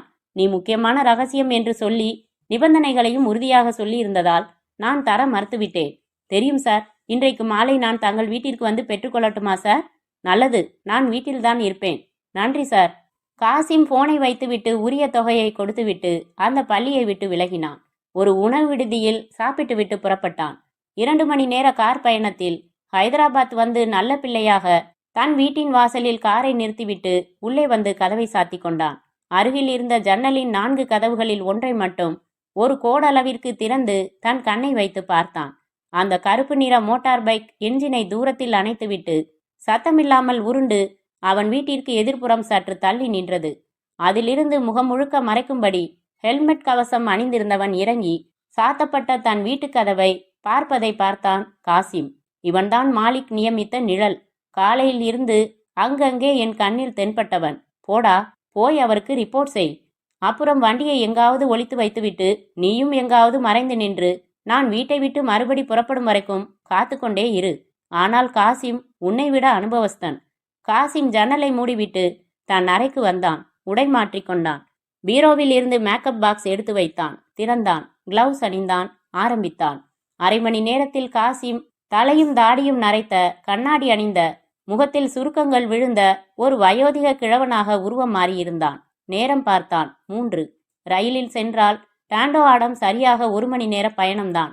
காசிம் தன் அறையை விட்டு வெளியேறினான். முன்வாசல் பக்கமே திரும்பாமல் படிகள் ஏறி மொட்டை மாடிக்கு வந்தான். வாட்டர் டேங்க் மேல் ஏறினான். அங்கே வாகாக வளைந்திருந்த வேப்பமரத்தின் கிளையில் தாவினான். குதித்தது அடுத்த எல்லையில். அங்கிருந்து குறுகலான சந்தில் நடந்து மற்றொரு தெருவுக்கு வந்து குதிரை வண்டி அமர்த்தி கொண்டு ரயில்வே ஸ்டேஷன் வந்தான் காசிம். ஒரு வயோதிக கிழவனைப் போலவே நடையிலும் பேச்சிலும் தடுமாற்றம் காட்டினான். டிக்கெட் வாங்கி கொண்டு ரயிலுக்காக காத்திருந்தான். அத்தியாயம் 11. முகமது ஷாவின் வீட்டு வாசலில் நிறைய பேர் மரபெஞ்சுகளில் அமர்ந்து எதற்காகவோ காத்திருந்தார்கள். ஒரு ஆசாமி அவர்களை முறைப்படுத்தி ஒவ்வொருவராக உள்ளே அனுமதித்துக் கொண்டிருந்தான். காசிம் சென்றதும் அவனையும் ஒரு நாற்காலியில் உட்கார சொன்னான். இல்லை, நான் முகமது ஷாவை உடனடியாக பார்க்க வேண்டும். போன் செய்திருந்தேன் என்றான் காசிம். யாராக இருந்தாலும் வரிசைப்படிதான் அவரை சந்திக்க முடியும். அப்படி திரும்பி உட்காருங்கள். முகமது ஷாவிற்கு என்ன தொழில் என்று புரியவில்லை. வைத்தியரோ? காசிம் அமர்ந்து தனக்கு அருகில் இருந்தவனை விசாரிக்க, முகமது ஷா கம்பளங்களை நெய்து வெளிநாடுகளுக்கு ஏற்றுமதி செய்யும் நிறுவனம் வைத்துள்ள வசதியானவர். ஆனால் தினசரி மாலையில் இப்படி மக்களுக்கு சேவைகள் செய்கிறார். மதத்தில் ஆழ்ந்த பற்றும் அறிவும் ஞானமும் உள்ளவர். தீராத வழிகளுக்கும் செய்வினைகளுக்கும் மந்திரித்து அஸ்கா கொடுக்கிறார். காசிம் தன் பெயரை ஒரு காகிதத்தில் எழுதி நந்தி ஆசாமியிடம் கொடுத்து முகமது ஷாவிடம் கொடுக்க சொன்னான். அவன் உள்ளே போய் வந்ததுமே இவனை விசேஷ மரியாதையுடன் பார்த்து உள்ளே செல்லுங்கள் என்றான். தனியறையில் தரையில் சமணமிட்டு அமர்ந்திருந்த முகமது ஷா உள்ளே நுழைந்த காசிமை கேள்விக்குறியுடன் பார்க்க, காசிம் தன் நரைத்த விக்கையும் நரைதாடியையும் அகற்றி, நான் தான் சார், ஒரு பாதுகாப்புக்காக மாறுவேடத்தில் வந்திருக்கிறேன் என்றான். முகமது ஷா புன்னகைத்தார். தனது திண்டுக்கு அடியில் வைத்திருந்த அவன் ஒப்படைத்த குர்ஆன் புத்தகத்தை எடுத்து கொடுத்தார். பத்திரமாக வைத்திருந்து தந்தமைக்கு நன்றி. நான் உங்களை எதற்காக சந்தித்தேன் என்று நான் சென்ற பிறகு யாராவது வந்து விசாரிக்கலாம். அப்படி விசாரித்தால் காணாமல் போன என் காதலியை பற்றி தகவல் எப்போது கிடைக்கும் என்று கேட்டு செல்ல வந்ததாக சொல்ல முடியுமா? பொய் சொல்ல வேண்டுமா? இது இராணுவ ரகசியம் சம்பந்தப்பட்டது. தேச நலனுக்காக சில சமயம் பொய் சொல்லக்கூடாதா? அப்படியென்றால் சொல்கிறேன். காசிம் மீண்டும் நன்றி சொல்லி தனது விக்கை பொருத்தி தாடி ஓட்டிக்கொண்டு அந்த புத்தகத்துடன் புறப்பட்டான். மீண்டும் தனது ஊரை நோக்கி புறப்பட ரயில்வே ஸ்டேஷன் வந்தான். ஹைதராபாத் வந்து தனது வீட்டுக்கு ரகசிய வழியில் வந்து வேப்பமரத்தில் ஏறி வாட்டர் டேங்கில் குதித்து மொட்டை மாடியில் இறங்கி படிகள் வழியாக ஹாலுக்கு வந்தான். தன் படுக்கையறைக்கு வந்தபோது ஒரு ஒற்றை ரோஜாவுடன் ஒரு துண்டு காகிதம் படுக்கையின் மேல் வைக்கப்பட்டிருப்பதை பார்த்து திகைத்தான். துண்டு காகிதத்தை எடுத்து பிரித்தான். அதில், முகமது ஷாவிடம் இருந்து பெற்று வந்தமைக்கு பாராட்டுக்கள். புத்தகத்தில் இருந்து அந்த 32 மைக்ரோ நெகட்டிவ்களையும் நீக்கி உனது வாட்சின் பின்புற கேஸை திறந்து உள்ளே வைத்து மூடி கட்டிக்கொள்ளவும். நேராக ஹோட்டல் ரிட்சான்ஸ் செல்லவும். அதன் நீச்சல் குளத்தின் கரையில் ஒரு அலுமினிய நாற்காலியில் உனது உடைகளையும் வாட்சையும் களைந்து வைத்துவிட்டு ஆனந்தமாக குளிக்கவும். உன்னுடைய வாட்ச் எடுக்கப்பட்டு அதே போன்ற வாட்ச் வைக்கப்படும். நீ யாரையும் கண்டுகொள்ளாதே. குளித்துவிட்டு திரும்பிவிடு. நீ உடனே புறப்படலாம். ரிட்சான்ஸ் ஹோட்டலில் எங்கள் நபர் காத்திருக்கிறான். உனக்கு அடுத்த உத்தரவு விரைவில் வரும். குறிப்பு: இந்த கடிதத்தை உடனே எரித்துவிடு. காசிம் உடனே கடிதத்தை எரித்தான். அகர்வாலின் துரித செயல்பாட்டை வியந்தான். புத்தகத்தின் மேலுரையை கிழித்து அதனுள் செருகி வைத்திருந்த சிறிய மைக்ரோ நெகட்டிவ்களை சேகரித்தான். ஒவ்வொன்றும் 1/4 இன்ச் நீளம், 1/4 இன்ச் அகலத்தில் இருந்தன. உத்தரவின்படி தனது வாட்சின் பின்புற மூடியை சிறிய ஸ்க்ரூ டிரைவர் வைத்து கலற்றிவிட்டு நெகட்டிவ்களை உள்ளே பரப்பினான். மறுபடி மூடினான். மேக்கப் கலைத்து தனது ஒரிஜினல் அடையாளத்துடன் வீட்டின் வாசல் வழியாகவே காரில் புறப்பட்டான் காசிம். ரிட்சான்ஸ் ஹோட்டல் 4 மாடிகளுடன் இரவை எதிர்த்து மின்சார தைரியத்தில் ஆர்ப்பாட்டம் செய்து கொண்டிருந்தது. ஹோட்டலின் நியான் பெயர் ஆங்கிலத்திலும் உருதுவிலும் ஜுவலித்தது. கொஞ்சம் நசுங்கின, கீறல் விழுந்த கார்களை கூட உள்ளே அனுமதிக்க மாட்டார்கள் போலிருந்தது. காசிம் தனக்கு கைடு செய்யப்பட்ட தடத்தில் செலுத்தி காரை பார்க் செய்துவிட்டு நடந்தான். நிறைய கார்கள் இருந்தன. முதலாளிகளை கான்ஃபரன்ஸுகளுக்கு அனுப்பிவிட்டு டிரைவர்கள் காத்திருந்தார்கள். காசிம் அந்த ஹோட்டலுக்கு ஏற்கனவே சில முறை வந்திருந்த பரிச்சயத்தினால் சுதந்திரமாக நடந்தான். ரிசப்ஷன் பகுதி, ரெஸ்டாரண்ட் பகுதி தாண்டி நீச்சல் குளம் பக்கம் வந்தான். இரவை பகலாக்கும் வெளிச்சம், தண்ணீருக்குள்ளும் வெளிச்சம். குளத்தின் தரையின் சதுர டைல்ஸ் கூட துல்லியமாய் தெரிந்தன. 7-8 ஆண்கள் நீந்தி கொண்டிருந்தனர். ஓரிருவரை தவிர அனைவரும் வெளிநாட்டினர். காசிம் முதலில் ஒரு சாய்ந்த அலுமினிய நாற்காலியை தேர்வு செய்தான். தனது உடைகளை கலற்றி போட்டான். வாட்சை கலற்றி வைத்தான். அரை டவுசர் போல இருந்த வர்ண ஜட்டியுடன் நீச்சல் குளத்தின் டைவிங் போர்டுக்கு இரும்பு படிகளில் ஏறினான். நீரை நோக்கி குதித்தான். உத்தரவை மீறும் எண்ணம் அவனுக்கில்லை என்பதால் தன் நாற்காலியின் பக்கம் கவனத்தை திருப்பாமல் ஆனந்தமாக நீந்த துவங்கினான். அந்த நீச்சல் குளத்திற்கு அருகில் ரெஸ்டாரண்டின் ஒரு பகுதி இருந்தது. அங்கே கண்ணாடி சுவர் இருந்தது. அதனால் டீயை ஊதி பருகி கொண்டிருந்த அமீர் காசிம் நீந்துவதை பார்த்தான். எழுந்தான். அடுத்த நிமிடம் அமீர் அந்த நாற்காலிக்கு அருகில் இருந்த நாற்காலியில் சாய்ந்து அமர்ந்திருந்தான். ரிலாக்ஸ்டாக சிகரெட் பிடித்தான். மறைவாக கையை வைத்து தன் வாட்சை கலற்றி கையில் வைத்து கொண்டான். தன்னை யாராவது பார்க்கிறார்களா என்று குளிர்கண்ணாடிக்குள் கண்களை சுழற்றி பார்த்தான். அப்படி எதுவும் தெரியவில்லை. ஒரு சொடுக்கும் நேரத்தில் தன் வாட்சை வைத்து காசிமின் வாட்சை எடுத்துக்கொண்டான். தன் கையில் கட்டிக்கொண்டான். சில நிமிடங்கள் அமைதியாக சிகரெட் புகைத்து அந்த சிகரெட்டை முடித்துவிட்டு தனக்கு வாழ்வில் எந்த அவசரமுமே இல்லை என்பது போல மெதுவாக எழுந்து நிதானமாக நடந்தான். அமீர் ஹோட்டலின் வாசலுக்கு வந்தான். கதவுக்காரனுக்கு டிப்ஸ் தந்துவிட்டு சாலைக்கு வந்து டாக்ஸி அமர்த்தி கொண்டான். ரயில்வே ஸ்டேஷன் என்றான். டாக்ஸி ஓடிக்கொண்டிருக்க அமீர் அந்த வாட்சை கலற்றி சிறிய ஸ்க்ரூ டிரைவரால் பின்பாகத்தை திறந்து உள்ளே நெகட்டிவ்ஸ் இருப்பதை பார்த்து பெருமூச்சு விட்டபடி மீண்டும் மூடி கையில் கட்டிக்கொண்டான். ரயில்வே ஸ்டேஷனில் காத்திருந்து கராச்சிக்கு ரயில் ஏறினான். வேறு பொய் அடையாளங்களில் புகுந்திருந்த அமீர். அத்தியாயம் 12. அமீர் கராச்சி ரயில் நிலையத்தை அடைந்தபோது இரவு மணி 11:30. அவன் நிறுத்தி வைத்திருந்த இடத்தில் பைக் இருந்தது. புறப்பட்டான். ஜோஹ்ரி பஜார் வந்து தனது ஜவுளிக்கடையும் வீடும் உள்ள ஜவுன்னிசா தெருவிற்கு வந்தான். பைக்கை நிறுத்தி மாடிக்கு வந்து கதவை சங்கேதமாக தட்டினான். நீரஜா திறந்தாள். உள்ளே வந்தான். என்ன ஆயிற்று என்றாள் ஆர்வமாக. காசிம் ஏமாற்றவில்லை. மிக உண்மையாக உத்தரவின்படி நடந்து கொண்டான். நாம் போராடியவை கிடைத்துவிட்டன நீரஜா. உடனே இந்த தகவலை மாத்தூருக்கு சொல்லியாக வேண்டும். கதவு தட்டப்பட்டது. அமீர் திகைப்போடு சமீபித்து சிறிய துவாரம் வழியாக யார் என்று பார்த்தான். பக்கத்து வீட்டு கிழவி. பாவம், என்ன அவசர உதவி தேவையோ என்று நினைத்தபடி கதவின் தாழை நீக்கி திறந்தவன் அதிர்ந்தான். அந்த கிழவிக்கு அருகில் நிமிர்த்திய துப்பாக்கியுடன் சம்சுதீன் நின்று கொண்டிருந்தான். தவிர 2 இராணுவ வீரர்கள் இயந்திர துப்பாக்கிகளுடன் நின்று கொண்டிருந்தனர். கிழவி, நீ போகலாம். உன் வேலை முடிந்துவிட்டது. என்ன நண்பா, இவ்வளவு சீக்கிரம் எதிர்பார்க்கவில்லை இல்லையா என்றான் சம்சுதீன். அவர்கள் உள்ளே வந்தார்கள். அமீர் வார்த்தைகள் இன்றி தவித்தான். பின்புறமாக நகர்ந்தான். நீரஜா நடுங்கி நின்றாள். சம்சுதீன் சிரித்தான். சொன்னான், என்ன அமீர், வெளவெளத்து விட்டாயா? பாகிஸ்தானிய இராணுவத்தில் உள்ளவன் எல்லாம் தன் மூளையை சலவை கணக்கு எழுதுவதில் மட்டும்தான் செலவழிப்பான் என்று எண்ணமா? ஒரு துணி வியாபாரிக்கு உள்ள புத்திசாலித்தனத்தை விட எங்களுக்கு சற்று அதிகமாகவே இருக்கும் என்று நீ எதிர்பார்த்திருக்க வேண்டும் அமீர். காசிம் வீட்டில் என்னை நேருக்கு நேர் சந்தித்துவிட்டு தப்பி ஓடினாயே, நினைவிருக்கிறதா? தப்பிவிட்டதாக நினைத்தாயா? தப்ப அனுமதிக்கப்பட்டாய் அமீர், அவ்வளவுதான்.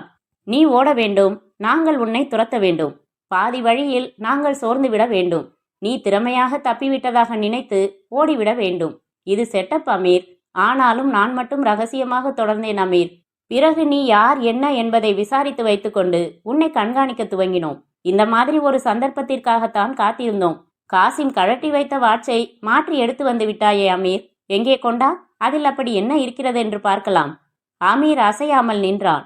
தரப்போகிறாயா, இல்லை உன் மனைவியின் கர்ப்ப வயிற்றில் சுடட்டுமா அமீர்? சம்சுதீன் தன் துப்பாக்கியின் முனையை நீரஜா நோக்கி திருப்பினான். ஐயோ வேண்டாம், பதறினான் அமீர். அவ்வளவுதான், என் ஆட்டம் இறுதிக்கு வந்துவிட்டது. 2 கைகளையும் உயரை தூக்கி உத்தரவுகளுக்கு பணிவது தவிர வேறு வழியில்லை.